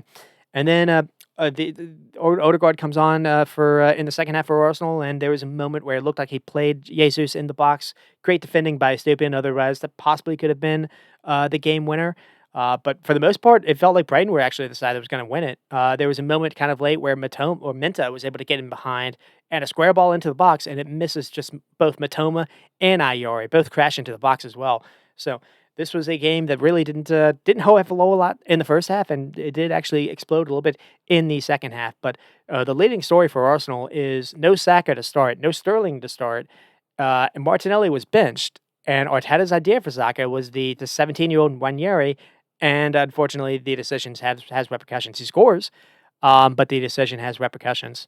But the real thing to me was the bizarre lineup where there's been a bug. There was a bug that apparently had some players sick. So I think Timber was suspended, so that hurt too. For your right back options, you were limited. Arteta went with something that hasn't worked all season, and it didn't work again, and it's Thomas Partey at right back. But the other thing too was no Kai Havertz. I guess Kai Havertz wasn't available because of the illness, but no Odegaard. Maybe Odegaard was just kind of getting over the illness and the no Timber. So Arteta went with Thomas Partey, Saliba, Gabriel, and Calafiori. That's probably, other than Partey, that's probably the back line that is the number one that they would prefer. And then the midfield was Rice, Jorginho, and Marino. A little bit kind of a industrialized midfield, I guess we can say. Dual winners. Jorginho can be good with the ball at his feet at times. I think we're starting to see his legs go a little bit, and he was exploited this game by Carlos Baleba. Marino actually has the ball that plays in when you're for the goal, but Marino doesn't have the best pace to him. He's good with the ball at his feet, but doesn't necessarily seem to have a whole lot of pace to him. You got Rice, and Rice was played almost like a. It was very weird the way that Rice was kind of hugging the touchline more times than not, and I thought we saw glimpses of something that Declan Rice can do, a position change if Arteta wants to go that way. I think he can be their right back. And then, Gabriel Jesus and Trossard and Wanyori for the front three. So almost like a 4-3-3 without Odegaard to kind of be a creator in the midfield. And you're looking at the back line, you don't have, Thomas Partey's not going to be able to make overlap runs. He's not going to be able to offer anything going forward. Calafiori is being played kind of a weird way too. We're not seeing him, run past Marino, run past Trossard to kind of float things in either. So I think the lineup is hurt them a little bit. Mikel Arteta was limited in what he could run with, but it is what it is. And then Brighton also went with a bit of a weird lineup because Matty O'Reilly isn't really a 10, so that's kind of a more kind of a we're going to match your industrialized midfield with ours. Carlos Baleba though was the best player on the pitch for them, and that's including Declan Rice. And then, Pedro not really in the best position either. And then, the two wide players, Gruda and Adingra, don't have the transition pace that Minta and Matoma have. And you imagine Brighton weren't going to have, a lot of the ball. Maybe you would expect, a counter threat to be a better way to kind of play. And he did that in the second half, and Brighton could have won the game easily. I think Arsenal had 9 shots, Brighton had 11. Brighton with 45% of the ball, Arsenal majority. That's what you would expect. 5 big chances for Arsenal and 3 for Brighton. So there is something to say about that too. But the XG was low, 0.8 for Arsenal and 1.5 for Brighton.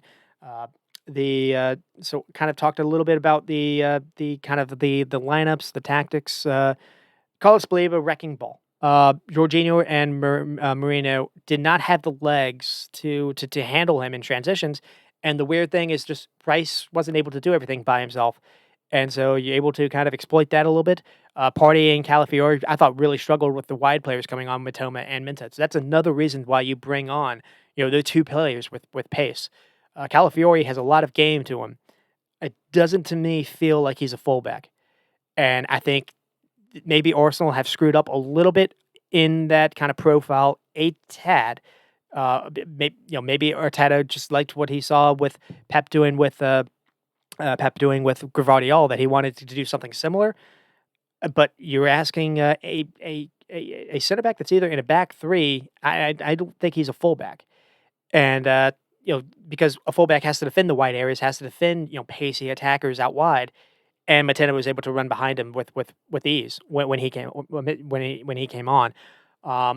I think you're also hurting a little bit. California can be very good with the ball at his feet, but I think you're just hurting. You're missing what someone like a Tierney would have offered you.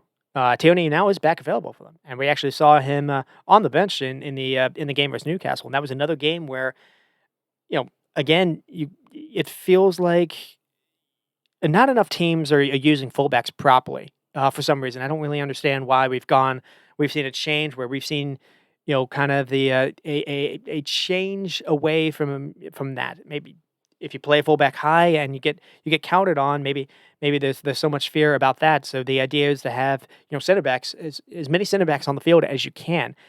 Arsenal have followed Man City in that respect. I think it's backfired a little bit because you're not able to get numbers or width in an area where you don't want your wide attacker to always be the one providing width, because that way you can't get your attacker in closer to goal essentially. And Arsenal to me aren't able to do that nearly enough. So we get to Arsenal, and I will spend a little time here, and then I'll try to run through everyone else. Uh, Again, the obsession was with the PK. I think the bigger issue was what I talked about, them being completely toothless. Now, again, Odegaard not necessarily at his best. Gabriel Jesus really struggled as well. Um, this is a game after they looked okay versus Brentford, and they looked okay in that game versus Crystal Palace, where Kai Havertz and Jesus work pretty good as a tandem together. Now, we saw that tried versus Newcastle, and that didn't work either. Kai Havertz also kind of had a bit of a not necessarily the best game versus Newcastle in that cup game as well. But this was just they weren't able to see what we saw in the Brentford game, so that's the reason why it was a little bit different. There, Brighton just continued to be a thorn a little bit for Arsenal's side. They got the 1-1 draw back in September. That was the game that Arsenal fans remember, because that was the game when Declan Rice was sent off. But this was another game where it just feels like they are missing a striker and they're missing a presence in the box. And just weirdly enough, again, not having Thomas Partey at right back, it hasn't worked all season. Or Jorginho just getting mauled where his legs are shot. That just hasn't worked all season. I think Arsenal are kind of suffering a little bit there. And it says something where the most threatening player in the game was a 17-year-old, and then he messes up his hamstring and had to be subbed off at halftime. So the chance to put pressure on Liverpool is an opportunity missed. But again, if Liverpool aren't going to improve in the January window, if Arsenal do find a way to bring in a striker, I can't give you a name. I've done that too many times. Uh, Maybe this does change. I'm in very limbo mode where I don't know how Liverpool season is going to go, because all it takes is an injury to Salah, and it's uh-oh. All it takes is an injury to Van Dijk, and it's uh-oh. Or Ryan Gravenberch, the way that he's been overplayed. So if they're not going to, Liverpool have a chance to improve in January, probably seal it up, or bring everyone back into it. Where, like I said 86 points. Maybe the winning side would be like 82. I know everyone's got so many issues where it doesn't really feel like anyone's going to be able to just win out. Though it does look like Man City is about to actually unload a treasure chest to improve their squad. So maybe they can get back in it. I don't know. Uh, but the other thing to talk about is Rice can't conduct play in midfield, and it was weird to see him play a little bit on the touch on the more on the sideline to be kind of a almost just someone to kind of ball carry up the touchline. And he wasn't bad at it. I'm not gonna lie, he wasn't bad at it, and he's got good delivery on him. I am wondering, maybe you experiment with him being your right back. Maybe you experiment with, uh, Gabriel. You're not gonna do it because he's your Holland on corner kicks, and I don't like how your whole stadium, gets happy when, this is the stadium that Wenger built, and their stadium gets really excited about corner kicks now because it's the only chance they can get a shot on goal. I am wondering, do you try Calafiori instead of Gabrielle? And so it's Saliba, so it's Rice, Saliba, Calafiori, and then with Tierney back, do you try Tierney and you actually have now a fullback? Rice can get up and down the field. I guess when Ben White gets back, maybe you can do that too. Maybe Ben White would offer you some kind of width. I don't really remember what Ben White was doing. I do know that right side was better with Saka playing, and you're missing him. So you got to find a way to recreate that somehow. You're not going to be able to get it in one player. Uh, you've got to find a way to be a little bit creative. That would be creative because Gabriel is so limited with the ball at his feet. He's a good defender. He unbelievable in the air as well. You see it versus Newcastle. You saw it versus Newcastle. You saw it in this game. Saliba isn't the best partnership for Gabriel, in my opinion, long term, because Saliba's likewise not the best with the ball at his feet. And the weird thing with Saliba is not as good as Gabriel in the air. So that's starting to kind of be a little bit. You wouldn't expect that. Saliba's a pretty 6'3" or whatnot. Saliba is very good at positionally being in the good spots, being able to block, being able to recovery. But he gets beat in the air a lot, weirdly for his size. But he's also very bad with the ball at his feet. The best chance of Brighton had in the first half was just Saliba just playing a ball blind, giving it right to Brighton, where that could have led to the first goal too. So we get to the cup semifinal game where it was Newcastle 2 and Arsenal 0. Ishak after a free kick, where a little controversy a little bit on Ishak, maybe doing a little a push, but I thought Arsenal doing that actually in this Brighton game. But it's a great left foot finish, and that's kind of the thing that you get at. The difference in this game was Isak getting the ball in the box and putting it away, where Havertz wasn't able to do that. Arsenal didn't have anyone that was able to do that. And then Gordon also with a cutback, where it also came from an Isak shot, where Raya had to save it, and he could only parry it to Gordon right there. And Newcastle then have a 2-0 lead, and they're able to see it out because Arsenal weren't able to offer any kind of threat after that. And so that's where, and in this game, it wasn't Calafiori, it was Lewis Skelly. And the number of times I predicted Gabriel, Lewis Skelly, and Declan Rice that they were going to play a ball backwards or sideways was mad. There, so it was startling, like the way it was only a 1-0 game at this point, at the way the first half started, and just the first 12 minutes of the game, just the ball did not leave the halfway line, or if it did, it was going back to Raya, and then Raya was booting it forward. To lose ball, you could predict Raya wasn't going to find anyone. He was just going to boot the ball forward as well, and you didn't have anyone to win it back. Newcastle would just with Botman and and uh, uh, and Burn. Burn's 6'7". You get into an aerial battle, that's actually where he works. So Newcastle were able to win the ball back over and over again that way. They didn't have to press Arsenal at all. Just they were just standing still. Arsenal were just passing it sideways, and it was maddening. It was stunning. And then I think Eddie Howe just saw that, and he was like, "There's no threat here," and he took Isak off at like the 60th minute mark, and they basically went into what was two lines of five, and basically they were like, "We'll see if your machine robotic football can play through this," and they couldn't. So. It's credit to Eddie Howe. It's only a 2-0 lead that can easily flip in the return leg. That happens in a month. A lot can happen in a month. Arsenal can bring a striker in a month or not. I think Arsenal fans want the striker that's on Newcastle, but that's not going to happen. But Arsenal also have Arsenal probably look at someone like an Anthony Gordon and they think, oh, it'd be nice to have him instead of the options that they have on the left. So it is an Arsenal side that is struggling. and it is struggling because their main creator, their main kind of threat in the box, their main everything was Saka, and now he is gone. And man, has the lifeblood of this entire attack gone. Arsenal can do some dangerous crosses, and that's it. Maybe they can do some decent pressing where they can get some turnovers that way. They're able to play that high line that they love doing, and they're able to keep the ball tight. But again, if a side just does not care if you have the ball, it doesn't really matter.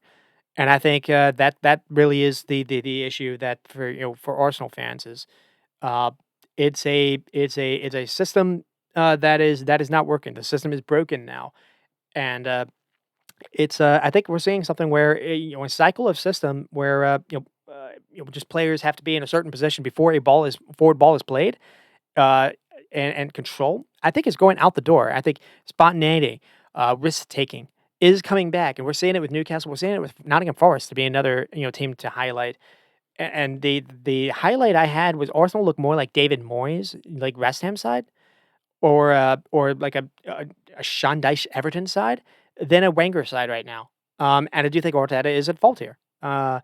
It didn't feel like they were that far away 2 years ago, from being a world beater side, and then they spend a gobsmacking amount of money that summer, and for what? To change your midfield into dual winners only, to just so you can score in set pieces, I guess.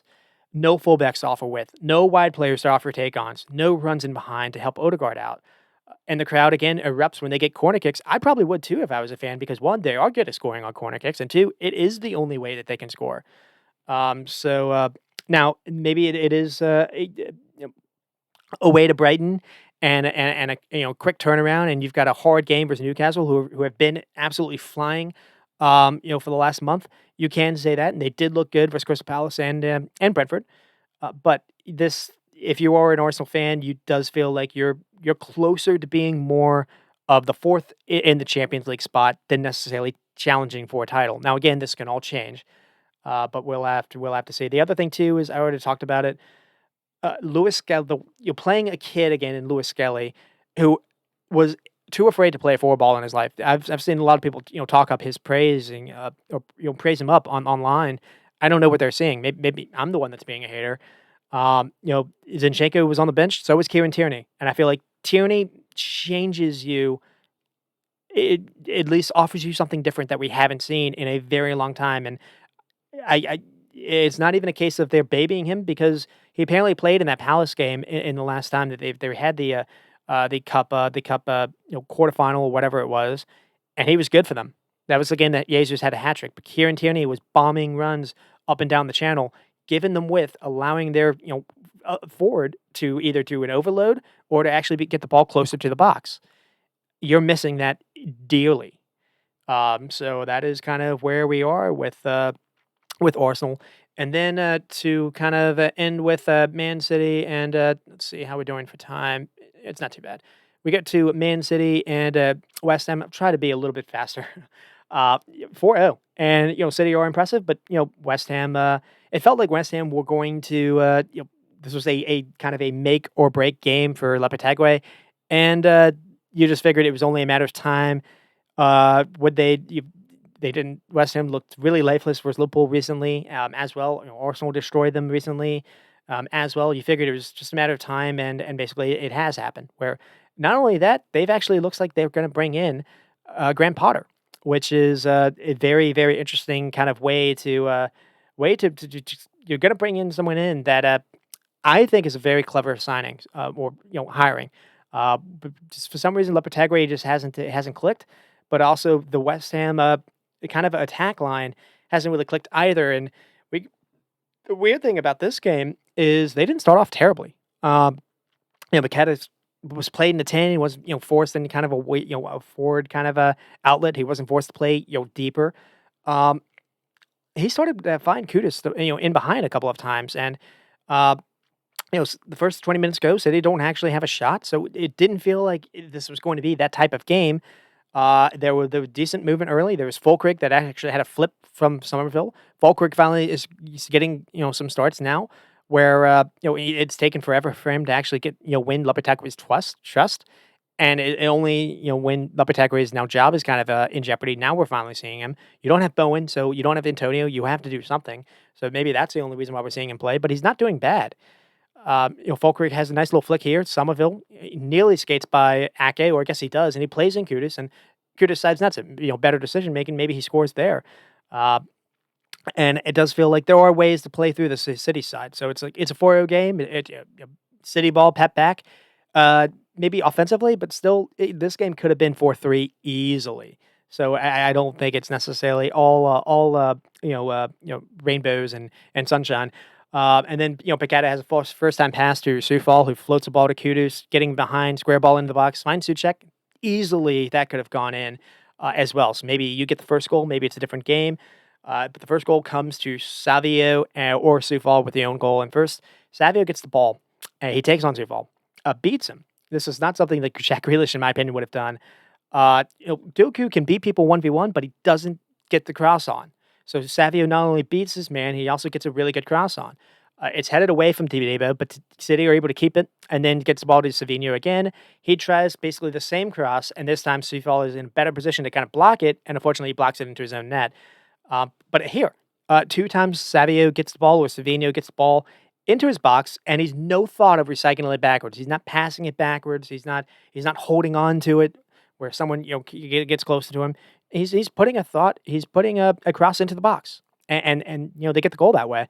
And then there was a moment where West Ham nearly caught Akanji being careless. Somerville unlucky a little bit here because he's basically on a fast break, and if the whistle hadn't blown, I think I think it's where Akanji maybe gets a little fortunate. Basically there's a foul on Somerville on Akanji, but Akanji gets dangerous, and he would have been in on goal. Maybe it would have been 1-1 at that point. But then we get the goals for City. So what a goal this was. So Kevin De Bruyne first to Rico Lewis. Then Rico Lewis fires the ball to Holland. So Holland's doing a good job to link play. He drops in. He has a flick to Foden, and then Foden finds Savinho with a nice little switch by Foden. Some good play here all around, really. And then Savio gets it and dummies or runs past the Sufal like he's not even there. And then he just plays an unbelievable perfect ball to the back post that Holland nails in. So Holland started this by dropping in to link play, and then he spins around and he's still able to get into the box when the cross finally does come. And that's the difference. The crosses are finally coming in again with Savinho being played again. So 2-0 at halftime. And then we get the third with Savinho again kind of being the do-it-all for them. So Akanji here does well to carry the ball upfield to find Savinho, playing a little bit more centrally in this part. Gets the ball, turns, and then drives upfield, waits for Holland to make his run, and then threads him the ball. Holland makes a run across the goal, and he's played the ball. Holland has been making these runs for this entire season, and City players have not been playing him. Kevin De Bruyne plays it, and he's like the only one. Maybe sometimes Foden, but Savinho is looking to get Holland the ball really at all times, and Holland is enjoying that. And he's feasting off that. City are feasting off that. And here, it's a great finish. It's a little kind of flick finish in the box. And at 3-0, 4-0, the game was already called. It's disastrous at this point by West Ham, sloppy by Kudus and Picada. I think it's Kudus plays a poor pass that Picada can't really get to. But then Kevin De Bruyne runs to the loose ball in the box, and he squares it to Foden for the tap in. And then Fulkrig did make it 4-1, where Kyle Walker has now come on. So City actually start to concede when Kyle Walker comes on. It's kind of funny. It's also, Bernardo Silva has a poor decision himself. So he just gives the ball to West Ham. City are out of shape here. Alvarez finds Sufal behind Walker. And then Sufal has a square ball into the box that, Gravadiol hasn't tracked Fulkrig's run. It's a pretty good finish by Fulkrig. And then Somerville had his volley near the goal, nearly missed. He missed it high, but there was another moment where City's backline looked vulnerable. Picada had a shot that nearly found the net too in the final minutes, and then West Ham actually created enough chances to make this maybe a hairy game for the last 5 minutes or so. But the difference was City had the scoring boats, West Ham did not, but they needed it. The City, this was not a 4-0 kind of game, but I can say the same thing with Leicester. Where I thought Leicester were maybe unlucky not to get something, but that's 2 games now. City have won kind of comfortably, where they didn't feel like they played that great, and now they're reloading. It looks like they're about to bring in a couple, defensive, center back recruits. If you follow the transfer business, City's starting to get Holland going again. Kevin De Bruyne is going again. you have Savinho now that's offering them something that Jack Grealish and Jeremy Doku was not offering them. Now they don't necessarily have something for the right side, whether it's Foden, maybe that's the idea, or they are about to get Oscar Bob back. I do think after doing that whole city funeral or obituary, they're closer than not. They're closer than Arsenal, in my opinion, now to I think being the team that actually gets on a run of games and actually does get creep back up the table. Maybe I'll be wrong. I've been wrong the whole season, so I don't really know. But this is starting to be a little bit worrying because it's when teams win comfortably when you're not playing that well where I do get a little worried. Now, if the XG was something like zero point 0.5 and they were still winning by like they were overperforming it by a lot, then I wouldn't be thinking that way. But we've seen Holland when Holland gets service, Holland scores, and maybe they lose Holland to an injury or something, but it feels like they've already had their injury crisis. They've already lost Kevin De Bruyne, and they struggled a little bit with that. They've got him back. They still don't have the most security in midfield. Rico Lewis and Kovacic. It's still not necessarily great. You can still run through them. You can still have chances, but you're going to have to score them to beat this team. You're gonna have to score probably 2 or 3 goals, or your keeper's gonna have to be a really spot on because they're going to create chances, especially if they're going to actually try to look to play Holland in. We don't always see that. So that is where I do think we're seeing a different City side. Just the last couple of games, it's not. Don't want to go overboard yet. Akanji and Ake coming back, I do think is big for them too. It's not set in stone. It's not perfect. As I said, West Ham did have chances. A lot of those chances though did come after Pep brought on Kyle Walker and Gundogan. So it wasn't necessarily like the starting 11 that was terrible. The West Ham still did have moments, like especially Kudus. Kudus was getting behind whoever was Kudus playing on the right side, so whoever was left. I guess it was Gvardiol. Kudus was getting behind Gvardiol or Savinho with not too much trouble, but he wasn't really able to put it away. Akanji and Ake, it's different than Ruben Diaz and John Stones. John Stones, I don't even know if he's going to play more than 2 games a season, so I need to stop saying him. But Ruben Diaz has struggled in a way that Akanji and Ake can at least do something defensively. And the only issue is how feasible is it for Akanji and Ake to be able to play, because it seems like every time they play, they also get hurt. And so they're now, it looks like Man City is about to target 2 center backs. 2 young center backs, but at least it's bodies. So, if are they about to reload or not? We're going to see this game is more about City than not. I mean, only 10 shots, but 7 on target. The game was won though by about the 60th minute mark, so I feel like that would have been higher if it needed to be. The passing number is probably what you expect. West Ham though 17 shots and only 4 on target. Like I said, there were chances, but you get chances against them, they're going to get chances against you. That's kind of where I'm going at. Is that enough to actually win a league and come all the way back? I don't really know, but it is enough, in my opinion, to probably get on a little bit of a run if Liverpool are not careful. So we'll see if it happens or not. The big change is Savio. What Savio offers Pep is Jorginho Savio. It's not something that we were seeing from Doku or Grealish. So I'm kind of repeating myself a little bit there. And that is kind of where we are in West Ham. West Ham, they figured that was enough. That was enough for Lopetegui. They spent some money in the summertime, and it's not worked out. They brought in Gilman, they brought in Tadibo. I don't necessarily know if it's necessarily on them that's not worked out here. You look at their attacking options. They're missing Bowen, missing Antonio. He hasn't trusted Fulkrug, and so how much can you improve this? You're going to have to find a way to keep the ball a little bit better. And we haven't really seen that. We've seen, Alvarez struggle in possession. We've seen Rodriguez, in and out of the squad. Sometimes he's in, sometimes he's not. I do think Souček has probably seen his race run. And I don't think someone like Carlos Soler has worked out either. So I don't know if they have someone that they can look at in the academy that they could try to play in. But something that, Graham Potter's really good at spotting talent and really good at actually, giving guys, opportunities that maybe other managers wouldn't. He's just really good at instilling a play style that can be repetitive. Now, uh, it didn't work at Chelsea, but this is I think it's a different kind of environment. I think the expectations are lower. I think it's gonna be a really good hire, but we'll have to see. We'll have to see it or not. And Potter's team at Brighton, the one thing that he was known for more than anything else, in my opinion, was playing really pretty football, but not having a striker to finish chances. And now he's got Nicholas Fulkrug, who can put those chances away. I think Paqueta being in the 10 role, he's probably going to be given that. Still, you have creation in Somerville and Kudus. Maybe you have someone like a Nicholas Guillaume, who I feel like maybe should get a look more. If anything, I think that'll be the change. I think we do see more of Guillaume. Um, so we'll see if we do or not. That's kind of where we are for West Ham and Man City, and then with Tottenham and Newcastle, see how we're doing for time. It's not too bad. This one ends 1-2, and this is the only thing anyone wanted to talk about were the decisions afterwards, and I think the decisions went against both teams. So I guess we'll get started a little bit with that, just kind of lead off, and then get to the actual goals and the actual action. So in the first half, for Newcastle's goal, Joe Linton basically has a handball in the build-up, and it's not called off.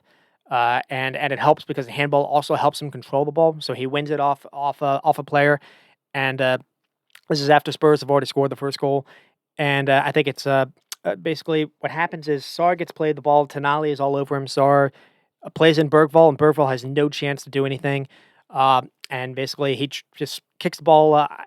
He's trying to just kick the ball away, and basically it hits Joe Linton in the arm, and the arm allows him to control it. So I do think maybe it's not. I'm not saying it's deliberate. I'm not saying it should have been a yellow card, but I do think it's a handball. The play should have stopped. It doesn't, and allows Newcastle to continue their attack, and it makes matters worse because Joe Linton's able to control it. He's also able to find Bruno, in the box, and then Bruno's able to find Gordon in the box, and Gordon has a really nice hit from the angle. Uh, so that's the first point of contention. It leads to a goal, but that's probably not where the worst offenses were. We get to Joe Linton now starting to elbow a couple players, and he skips a caution both times. And then we see Dan Burn lunge in to stop Solanke on a counter, so that's his first yellow. And then there's another moment in I don't know 5 or 6 minutes after that where Spurs maybe have a counter as well. Kulusevski is trying to do a flick to get past Dan Burn, and Burn has an outstretched arm and stops the ball in its tracks. If Dan Burn doesn't do that, I think Spurs have a counter, and I think Kulusevski is able to run past Dan Burn. I think it's going to be a 2v1. Almost a goal scoring opportunity. It's not. I don't necessarily want to go that far, but at the minimum, it's a second caution. It's a sending off. And he wasn't. It didn't happen. So Spurs, could have been playing, versus 10 men, Newcastle side. Now Newcastle, and that would have been when the game was still, 1-1. So it showed up. And then the other one that happened was, the other thought I had was this is where you can target this Newcastle team if you can get Dan Burn playing high, defending away from his goal. That is where it's still a weakness. And the other one that happened was actually went against Newcastle's way against the Tottenham, or the opposite, went in Tottenham's favor than Newcastle.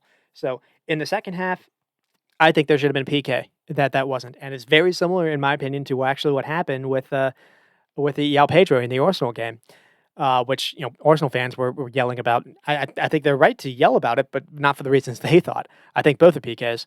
So here. Newcastle able to counter upfield. Anthony Gordon gets the ball kind of top of the box. He's trying to do a cutback cross, and what he does is he's trying to go past, and Kulusevski just runs into him. I don't think it's intentional, but it doesn't matter if it's intentional. A foul's a foul, and what he does is he blocks. It blocks Gordon's movement, and not only that, he clatters into the nose, and Gordon actually has a bloody nose and has to get that attended to. It's in the box. It's restricting of movement. It's a foul, and it's a PK all day. And I was amazed that wasn't called. So, the Spurs boss was really, really upset after the match, and you understand that. But at the same time, there was a call that also went in his favor in that respect, because that gives Newcastle the second or the third goal that probably kills the game off. Um, though the interesting though is the way the second half went was different. So, Spurs start the game. They get a great Pedro pour across to Solanke, and Solanke has a great header. But after that, Spurs were on the back foot, in my opinion, and things were not really going well.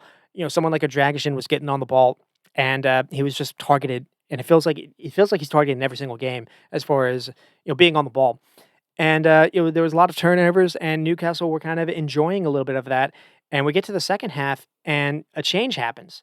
And so the real thing to talk about here is the second half. Now, Ishak gets the second goal right before halftime, where Newcastle win the ball back. It comes from, I think, a throw in. So if you're a Spurs fan, this is probably a little bit annoying. Tonali to Murphy, and then Murphy, I think, basically he looks to get past Dragusin, gets a cross off, and basically finds or Murphy, takes on whatever the fullback was. Maybe it's Jet Spence. Gets past him, gets across into the box. Really good play by Murphy, to be fair. And Dragusin actually gets something on the ball, and then just Isaac's just right behind him. So it's just really unlucky in that respect. But that's kind of the last time we see of Dragusin because again goes to halftime. The second half comes out, and he's not part of it. Uh, Ange brings on Sergio Regulon instead, and basically what he does is he moves Jed Spence into the center back role, and what we see is a center back pairing of two guys that don't play center back in Archie Gray and Jed Spence. And weirdly enough, this completely changed the game in Tottenham's favor, in my opinion. And what he did is he had, Regulon, who's a bombing, high-minded fullback to keep with on that side, and to just send crosses and to just kind of be an extra number to win some duels, to stay high as much as possible to make sure that if Jacob Murphy is going to get the ball, he's got to do a 70-yard sprint if he wants to. And they did that with Pedro Porro on the other side as well to kind of pin Anthony Gordon back. And so you have Isak, and Isak was able to run, Dan Burn and no, it was able to run, Archie Gray and Dragic to just kind of give away the ball in the first half. With Gray and Spence, it was not the same way. They were able to actually either dribble away from Isak, trying to press them, or able to actually find the right passes. A couple of times where Spence got a little careless and almost gave away the ball, but he didn't. And the other thing too is you've got now recovery pace there, where Dragic comes some struggles in deep spaces. So what happened in that second half was Spurs, by doing that, were able to play fullbacks higher up. They were able to take control of where the ball was on the pitch. And what happened was Newcastle were not able to. They didn't have a lot of energy to play higher up, to press higher up. Now they did have the goal lead, and it felt like Eddie Howe decided to retreat a little bit, and he only had Isha. It was almost like a four. It was almost like a 4-5 in midfield, and then just Isak by himself. And it was very unique how it was happening because Spurs didn't necessarily play with the midfield. They were just going long to the fullbacks, and sometimes you'd have 2v1s in their favor, and they were starting to ship some crosses into the box. And again, Solanke is quite a threat, but it wasn't just Solanke. Um, they had bodies to win those second balls in the box too. And then Ange made some other changes. He brought on Son, who didn't start the game. Warner just wasn't doing anything for them. Son came on instead, and then he brought in Madison. Took off Bergvall, funny enough, and the crowd didn't like it. Crowd really likes Bergvall now. But it was one of those where Bergvall wasn't playing a bad game, but it's not Jamie Madison. And Madison came on and actually nearly had a curler, a little more creation there, and he kept and he played Madison kind of deeper a little bit. So he kept Kulishevsky in that 10 spot. He kept Brennan Johnson on, and again, this easily could have flipped. The way that Spurs outplayed Newcastle in that second half. Newcastle were forced to sit deep and play without the ball, and forced to defend a lot without the ball. And I guess for Eddie Howe's sake, he saw that his side can do that. And weirdly enough, I think it actually suits them a little bit better because, again, Dan Burn with space behind him isn't necessarily great. Dan Burn, when he has to defend in the box and has to defend headers away, he's very good at doing that. And we saw Sven Botman actually get a start for Newcastle here. Had a pretty good game as well. And he wasn't able to finish. I think he had a cramp towards the end, but you're worried it was going to be something worse because he's had off 2 ACLs, but it was only a cramp, and he was able to play versus Arsenal, and it was also good versus Arsenal. So that is where we are for that game, and the Tottenham have to hate playing Newcastle because I think it's 2 games in a row where I thought they actually had the better of the play in both games. From what I'm remembering in the first game, it was Tottenham hit the post like 2 or 3 times in the second half, and then just Newcastle were able to counter off them because I think they were to pitch the ball off Madison, whether it's Joe Linton or someone able to get Isak in behind, and they're able to basically get 2 counter goals that way. And the funny thing about Tottenham is they possibly are going to have a third chance to go at Newcastle. We'll see if that comes to fruition or not, because right now that is if the results hold from what we got in the first 2 games in the semifinals in the Carabao, that's the final right now, and that would be an unbelievable final. Even if I was a Liverpool fan, I'd have to suck it up and just kind of accept it because. Ange always talks about wanting to win its trophy in his second time in charge. There was all this talk about that to start the season. There's been a lot of talk about wanting Ange Postecoglou to be fired by Tottenham media. You look at what he has to do with center backs. This was one of the most brave manager decisions I think I've ever seen. Now, maybe he was forced to do it because Dragic apparently was ill, and that's the reason why it happened. But to play the 2 fullbacks really, really high up the way he did, not teams aren't doing this these days. Teams are so worried about rest defense, so you got to have the back four behind you at all times to defend whatever, even when you're playing behind. He decided to have 2 guys that aren't really center backs in Spence and Gray to handle Ishak. Now, that said, if it had been a case where Newcastle had been able to control the ball a little bit more, to push people forward and actually get some crosses in, you don't imagine it would go that great for Haskin, those players to actually defend in the box a whole lot. But the game didn't go that way. So it's going to be very interesting to see if Tottenham can get into a spot where they have a chance to win a title. We'll see if they can get healthy or in that time or not. It's only it's a full month away from the second leg. I think the actual final is sometime in March. So you'd probably be able to get Van de Ven and Christian Romero back. You'd finally be able to get maybe even Richarlison back. You'd maybe get relatively fully healthy then. And Newcastle, likewise, are kind of in search of some silverware in a while. And for Newcastle's sake, Eddie Howe is a really good coach, and he's very underrated still.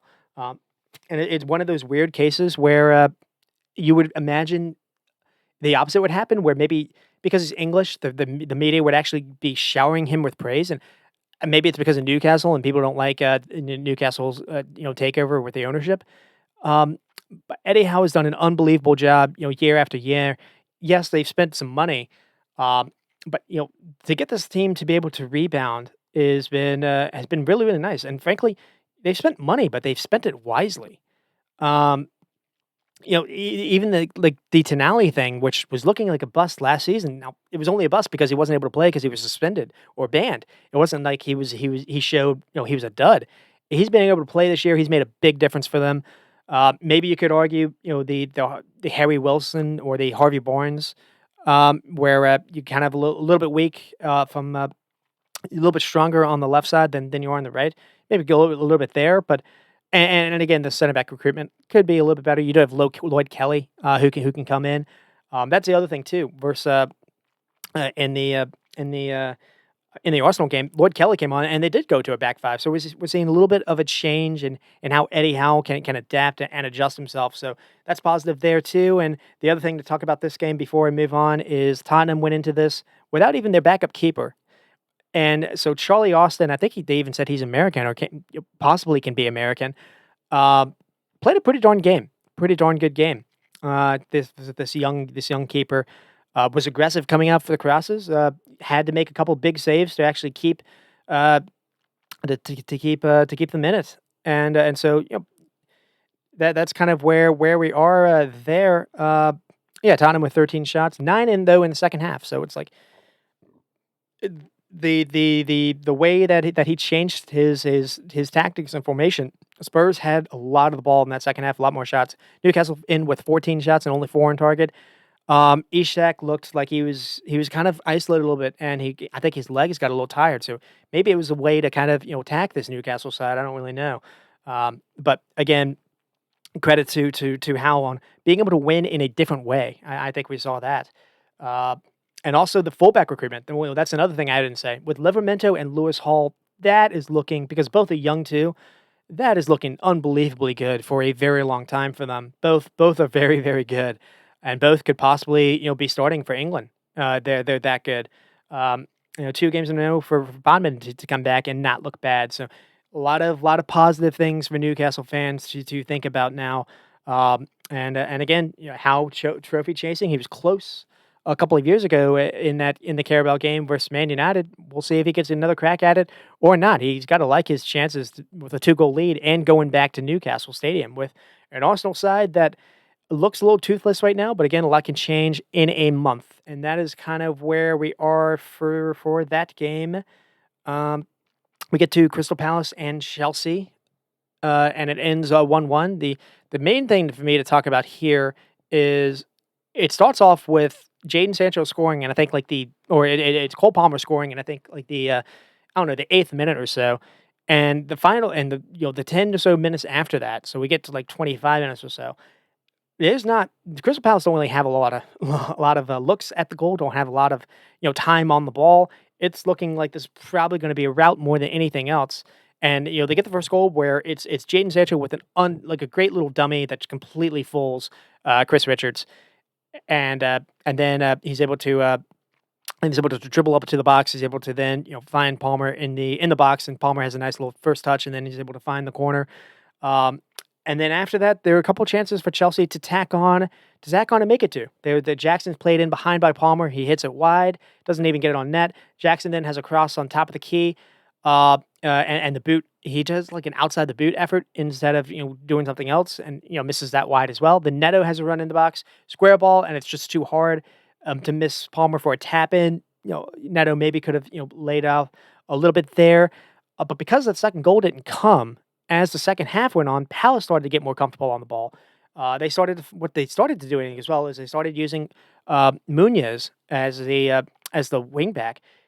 This is the Ruben Amorim formation, I guess you can say, or the Oliver Glasgow formation, as he always plays it. You're seeing how they use it a little bit differently than what Man United's been doing. Though you didn't necessarily see that with Liverpool, is they do use their wing backs as a number when they go forward, and the idea is to keep them wide to allow your creative players or your front players to be closer to the ball, to not always have Sar to be providing you with.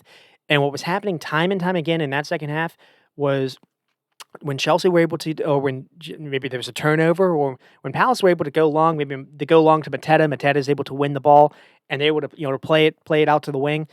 You're able to get Munoz the ball, and you have Sar that was always kind of near him. And basically, Mark Cucurella was forced into too many 2v1s, in my opinion. Enzo Fernandez wasn't doing the best job to help out defensively, and neither was Sancho. And this is a point in the game when Chelsea had the lead. Sancho probably could have done better work defensively to just help out Mark Cucurella, because Mark Cucurella was getting skinned, and it wasn't necessarily great. And then the other thing they were doing is Palace were starting to press higher, and the issue here is Mateta was doing very good to put pressure on Sanchez, the goalkeeper, who Chelsea in the Ipswich game played with someone else. He had a bit of a in that game. So Sanchez back in, and Sanchez made a couple of pretty good saves, but here you see he's so limited with the ball at his feet. It hurts Chelsea in every game, in my opinion. So it's damned if you do, damned if you don't. And anytime they press Sanchez, he's going long with the ball, and Palace were able to win it. So you're starting to see the limits a little bit to where this Chelsea side can be, but they're not far away. A couple additions here, the Chelsea side would be scary. There's another moment where Chelsea here are pressing. They're pressing Palace. Palace are launching the ball long, but the difference here is just every time it feels like Mateta is able to win every 50-50 ball. Bringing it down with control. He's just bullying in both Enzo and Moses Caicedo. So you're missing some of that security a little bit in midfield. Maybe with Lavia being out, you're missing someone being a little bit more physical there. And Palace were every bit deserving to get that equalizer, and they get it after a Palmer mistake or it's a Sanchez mistake, where I think it's a It's not even a restarted play. I think it's maybe a goal kick or, Sanchez has the ball. I don't think he's being pressed, and he plays a very risky pass into Palmer. Palmer, gets onto it. He has to make a quick decision, and he tries to play something, quick, and he's under pressure. And basically, what I think is you don't want him to drop that deep for the ball, but it was happening because he wasn't able to get the ball a lot in the second half. So he drops deep for the ball, gets it, and plays a bad pass. Palace pounce, as you can say. And Sar, gets on it, and Sar was brilliant in a way you wouldn't have expected. Sar looked. I don't want to necessarily say he was, Michael Elise good, but he put on a pretty good impression where he was playing in the half spaces more. He was allowing Munoz to keep wide, and when he got on the ball, he's making really good decisions with it. And you see it here. He carries it, and then he finds Eze with a lovely through ball. Sar was really really good in that second half, and then Eze gets onto it. Eze can go for goal himself, but he opts instead for a square ball into the box that Mateta is able to tap in. Even before this, I think Sarr played in Eze as well, and Eze actually had a bit of a lash at a shot.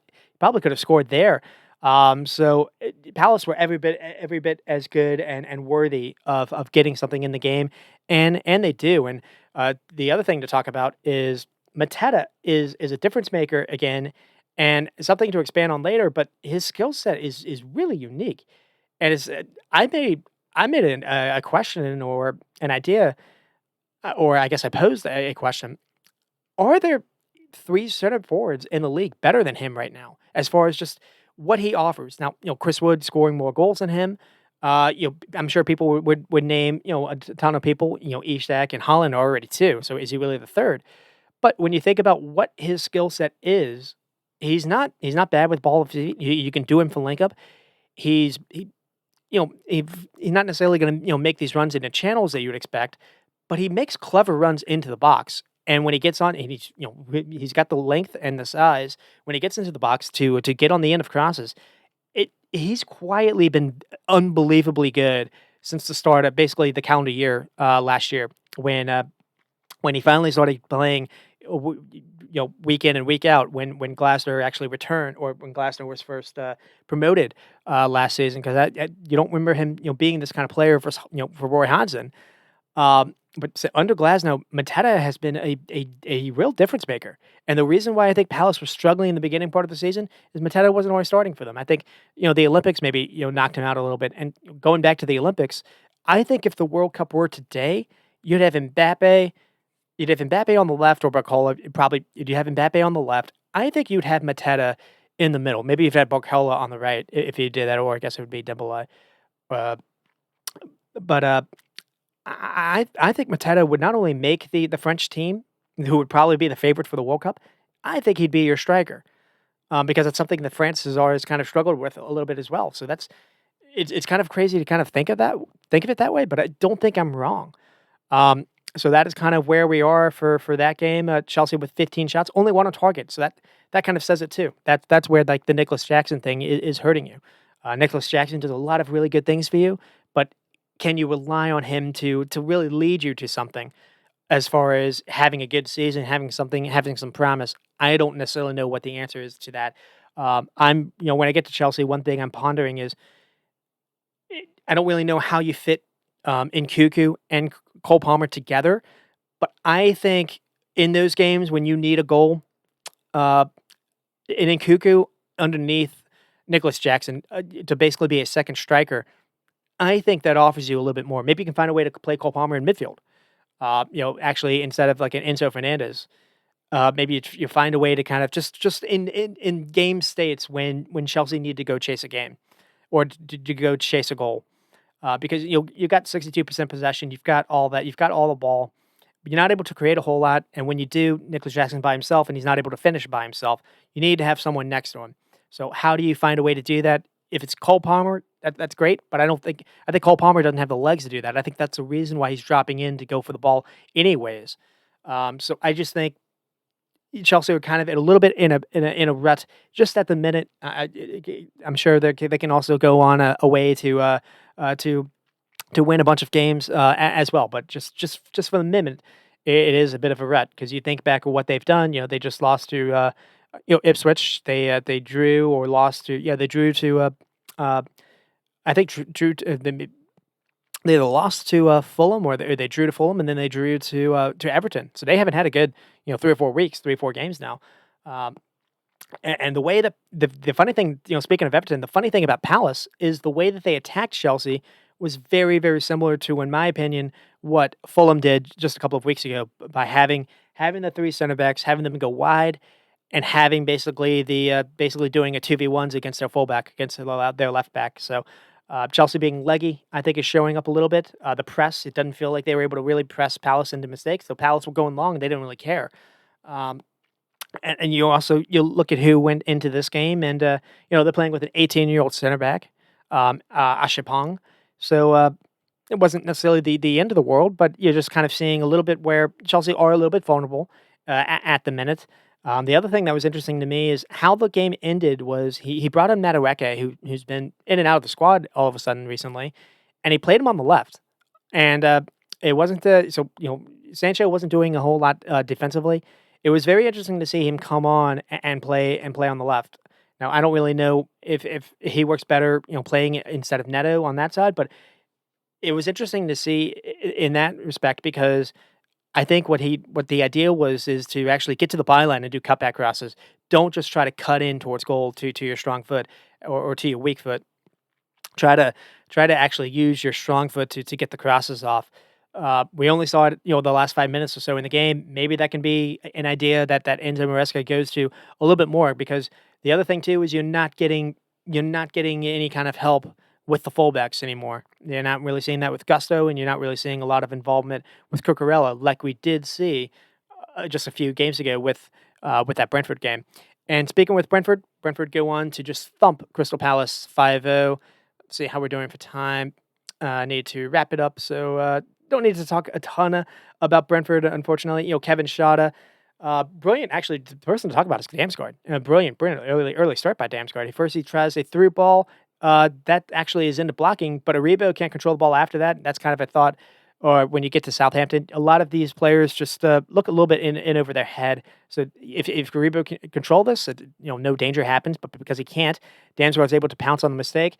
And then he's able to do a nice little clever touch by Okachakwo.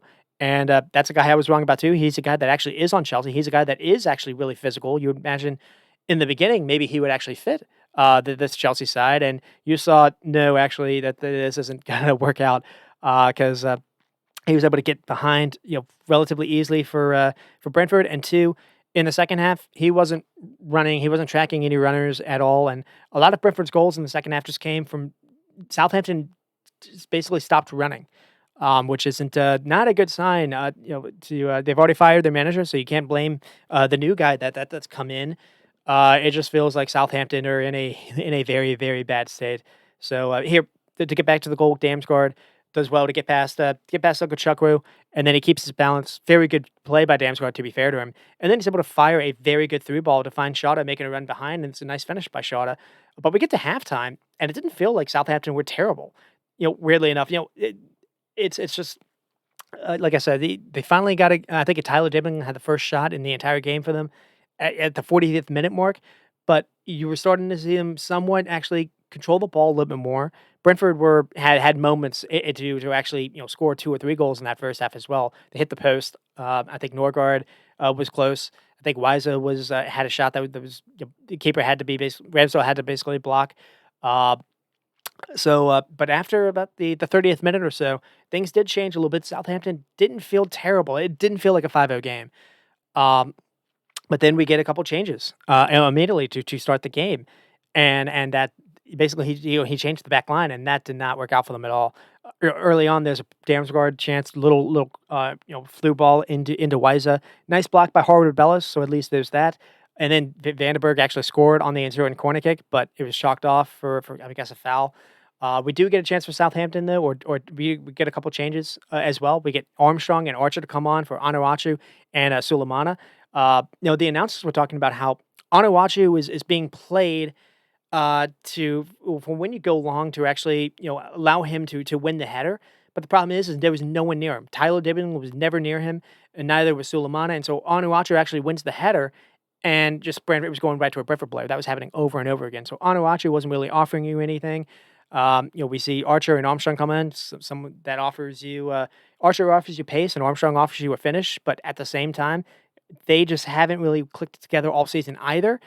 And we do get to a moment where Armstrong has a shot, Collins blocks it, that maybe is going in. So this is actually the moment in the game. Right after that, there's because of that there's a wiser chance that basically comes from a shot, a flick header. So here Jensen has a ball and he plays an unbelievable floated ball upfield. Wiza then flicks or Shada then flicks the header. Wiza is in behind, and he actually misses the 1v1 chance. Hits it actually over the net, completely misses it up. So it's still 1-0 game at that point. So it was a little worrying here. And then we get to the second goal. So it wasn't actually that much longer for them to actually get the second goal that they did deserve. So Brentford go long. Harvard Bellis just can't control the ball, so it's not really great here. Harvard Bellis has been a good player for them, and it's one of the few kind of bright spots you can say. Tyler Dibling maybe as well, but here it's poor by Harvard Bellis, and then Brentford basically score after and Brimo jumps onto the loose ball, finds Wiza in the box, and then maybe Wiza's a little bit nervous after the early miss. He doesn't go for the goal himself. He waits for Imbremo to come in, and basically Imbremo, runs in behind him, and Wiza just kind of flicks it behind it, and then Imbremo from the angle, finds the net. Really, really nice shot. The only thing to say about here is you see multiple Southampton players, Ugo Chagwo Bailey, the main one, is just jogging, and Bremo's able to just sprint, behind him. Maybe they just don't think Mbremo's gonna get the ball, but he does, and there's just no reason for Mbremo to actually, run past 2 or 3 players, to get to Wiza, to then get the ball in the box, I don't know, 8 yards from goal, and then he rips it and has a really nice shot, and then, a couple minutes after that, Brentford on a corner kick, I think it's Vandenberg, or maybe it's free kick, Vandenberg is fouled, so Vandenberg done, scored, and that was chalked off. But Vandenberg was able to at least contribute to leading to a PK, and then Mbeumo, scored the PK, and then Lewis Potter in the final minutes was able to score, and then Wiza scored as well. So maybe it shouldn't have been a 5-0 game, but Brentford could have done whatever they wanted. Game was over after basically the after the PK after the 3-0. Um, it was pretty big for them though as well because they were in a bit of a rut coming into this. They had the lead with Arsenal, but they played in a shouter. They weren't really good that game, and it felt like Thomas Frank was really upset about the corner kick that they gave up. So it was interesting. Would Brentford play in a back five like they'd all of a sudden gone back to, or would they go back to a more of kind of a more attack minded lineup? And that is what we see. So, and then with Southampton before this, there were positive signs, coming into this. It felt like they had been more threatening with the crosses with Onuachu. It looked like they were crossing the ball more, being a little bit more direct. So, would we see that as well? Brentford, we see Roslov, Vandenberg, Collins, and Lewis Potter. Lewis Potter is playing left back now for them. He's attack minded player, and what's happening is he's got a lot of freedom, and we're seeing Damsgaard with some freedom as well, and we're seeing Jensen back in the side and playing kind of in a pivot role to Norgard, and it was a pretty nice little it was a nice balance from being able to play from the back. Vandenberg to me is much more composed and much more control, uh, much more in control. Playing in a center back and kind of in it too than necessarily a 3 or being asked to play fullback. So I thought Vandenberg had a pretty good game as well. And they said Rico Henry is now maybe making the bench. So Brentford are close to actually getting relatively healthy again for the first time and being able to load. And we see here 11 shots on target, 11 big chances as well. Is just that is a lot. Uh, and we see what was it 20 shots and 11 on target. It was only 6 though in the first half. So that kind of says it a little bit here. Uh, Southampton did have more of the ball, but who cares when you're that vulnerable a little bit. And I do like what Thomas Frank is doing. He's being aggressive versus teams that he thinks his team can basically take on. Before he's not just playing defensively where he's trying to eke out something. He's got more attackers on the field. He's got people that are really good with the ball at his feet. They can take players on. They can run past them. You can create overloads that way. And against a side that just isn't going to run and follow people, it works really well. So it's credit to them. Wiza and Bremer continue to be good together. They continue to find goals out of anywhere. Kevin Shada continues to score for them. He's been a player that's been, they spent a lot of money for him, but it's taken a while for him to get going, and they are starting to get him going as well. And and Bremo, just kind of a note on him is he's someone that when he came in from the championship, one thing I told my buddy is I like the idea that he's direct. I like that you can go long to him, and I said the one thing that I think he's missing is his finishing, and that was a couple years ago. Uh, that's aged pretty poorly because he's one of the better finishers in the league as far as taking a chance that is pretty solid and putting it away. He's got quite a he's composed. He's able to the PKs don't phase him either. He's learned to be really composed, and Brentford are really enjoying things out of away from Ivan Toney and the shadow that he had. And the only thing to say about Southampton is there was one of the groundskeepers' moms that successfully predicted the score. And unfortunately for Adam Armstrong, who played in the game, he was videoed handing the jersey over. So someone's mom predicted a 5-0 drubbing, and Adam Armstrong had to hand the jersey, had to hand the award over for getting that right. So that's where they are. There've been moments in the last couple of games that have been okay, but here it's not good. The subs I thought made the team worse. Um, and it was just too easy for Brentford to outrun Southampton players to loose balls in the second half and just not a lot of control. And the question is they're on 6 points still, and we're past Christmas. We are looking at a Derby County situation where that was the worst team I think points wise in the league, and you don't know where Southampton is going to get points, or how they are going to win a game. The only game that they won, I think they beat Everton, and that was in a game when Everton actually hit the crossbar before them, and then Southampton were able to quickly counter. They're struggling, and that is kind of where we are. I mean, like Aston Villa and Leicester, there's not much to really talk about. Uh, Aston Villa win 2-1, and it comes a little bit at Leicester's expense. I already talked about how the game, how the goals happened. Uh, Mavlovidi, gets them back in it. There's a great little ball, but played by Winks. It fools kind of the Villa back line. Mavlovidi has the rebound. That kind of I think it's Vardy that has the first shot, and then that's saved. And Mavlovidi on the rebound basically scores it. And then Barkley and Leon Bailey. Leon Bailey makes a run into the box, and he's found I think by it's Jacob Ramsey and Ian Matson. And basically one of the only thing to really talk about here is the changes that Unai Emery made in the second half, won in the game basically. He brings on Matson. Matson, what he does is uh he recognizes a ball that's going to be played. I think it's Jordan Ayew. He basically jumps in front of that Jordan Ayew ball. And it's not necessarily Ayew's fault, but it's James Justin's fault really. But Matson, recognizes it, jumps in front of the ball, and then plays it to I think it's Jacob Ramsey. Jacob Ramsey then makes the right call to have to have the composure, to have his head up and to see where his teammates were, and he plays a ball to the feet of Leon Bailey, and Leon Bailey puts it away. So again, it could have been worse. It could have ended kind of scoreless, or it could have ended in a draw 1-1.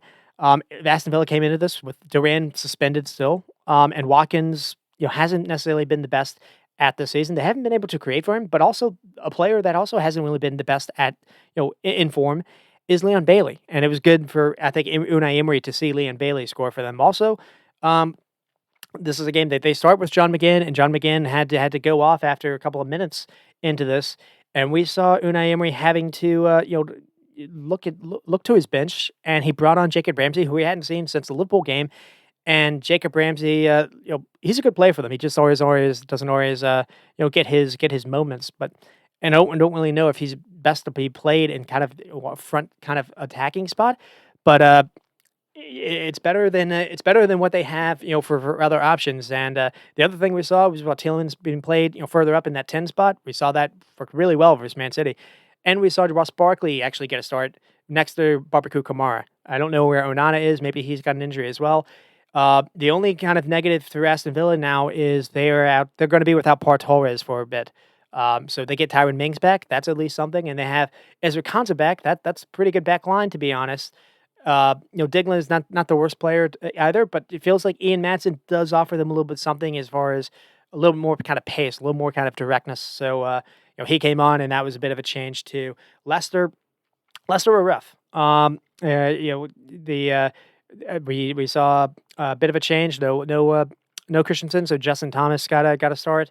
Vestergaard and Cody continue to kind of be a little bit hit and miss. It's one of those where, I think it's Connor Cody or Vestergaard for the first goal. He's heading it away after, a ball is crossed in from the corner kick, and it's like one of those you have to deal with it, but he basically heads it right to Barkley, and Barkley has a great finish. That's kind of that's kind of the story of the game. That Villa had Barkley had a couple finishes, and they created more chances, so they probably did deserve to win. 13 shots and 5 on target. Leicester with only 4 and 2. Leicester didn't have nearly as much of the ball. Villa was relatively comfortable.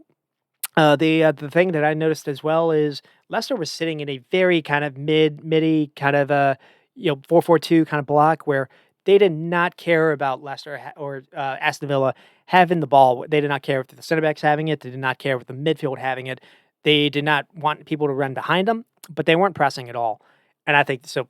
Aston Villa had a lot of the ball, a lot of passes completed. It wasn't really a whole lot of action in the final third, and that's the reason why I say there wasn't a whole lot in the game except for a couple of defensive mistakes, and that's where Aston Villa kind of pounced.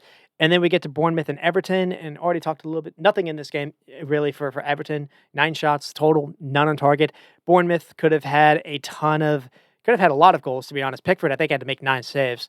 Uh, Bournemouth just looked to be better than where they are, and the it's funny how things can change because it was 3 months ago when this game happened. Everton had a 2-0 lead, and this was the game that Bournemouth basically caught fire in the last 5 minutes of the game and actually won the game 3-2. And ever since then, Everton have not been the same. It's like that moment right there completely rocked them. And maybe that's the moment when it really sparked Bournemouth, because Bournemouth can do whatever they want now. And the only thing to talk about them is they lost Evan Nilsson to injury, and it looks like they just lost the backup to Evan Nilsson, the striker, in Unai's Emerald. So that could maybe rock them a little bit. I don't know if Bournemouth are going to go into the transfer market. They apparently just brought in a left back to play with Kirkus as well. So I don't know if it's to give Kirkus some competition, or if they think Kirkus is going to be out the door as well. Uh, they probably need to have a striker. Evan Nilsson was supposed to be their Solanke replacement. Evan Nilsson was starting to actually, find some form. So I don't know how long he's going to be out. I think they said a broken foot, so could be out a little bit. So that's the only kind of negative to Bournemouth's kind of run, right? But right, that's the only negative, because right now it's quite good for Bournemouth. And the other thing to talk about is we saw a bit of a debut for James Hill, to be their right back. So Zabaneri and Hoyson and Kirkes started to be a good back line. Cook and Christie, it's not the best midfield, but it's not terrible. Clivert has started to really show up for them as that number 10 spot. I do think they're missing someone like a Tavernier. They're still missing Sinistera as well. And the other thing to talk about here is the goal scorer that actually happened didn't start. And what happens is it's David Brooks. And I mentioned Kirkes. Kirkes creates another goal by being able to get up the wing, and he has a cross into the box, and David Brooks making a run back post, and it's a great little left foot finish. It's a clever finish. It's not easy to do this, where he gets, because it's a weird kind of height, and he's able to get his body where he's able to direct it in the net. Very nice finish. And then with Ipswich and Fulham, 2-2, already kind of talked about it. The 3 PKs, both managers were really upset about it. I think one of the goals, Anthony Robinson, maybe a little bit of mistake, kind of bullied in the air.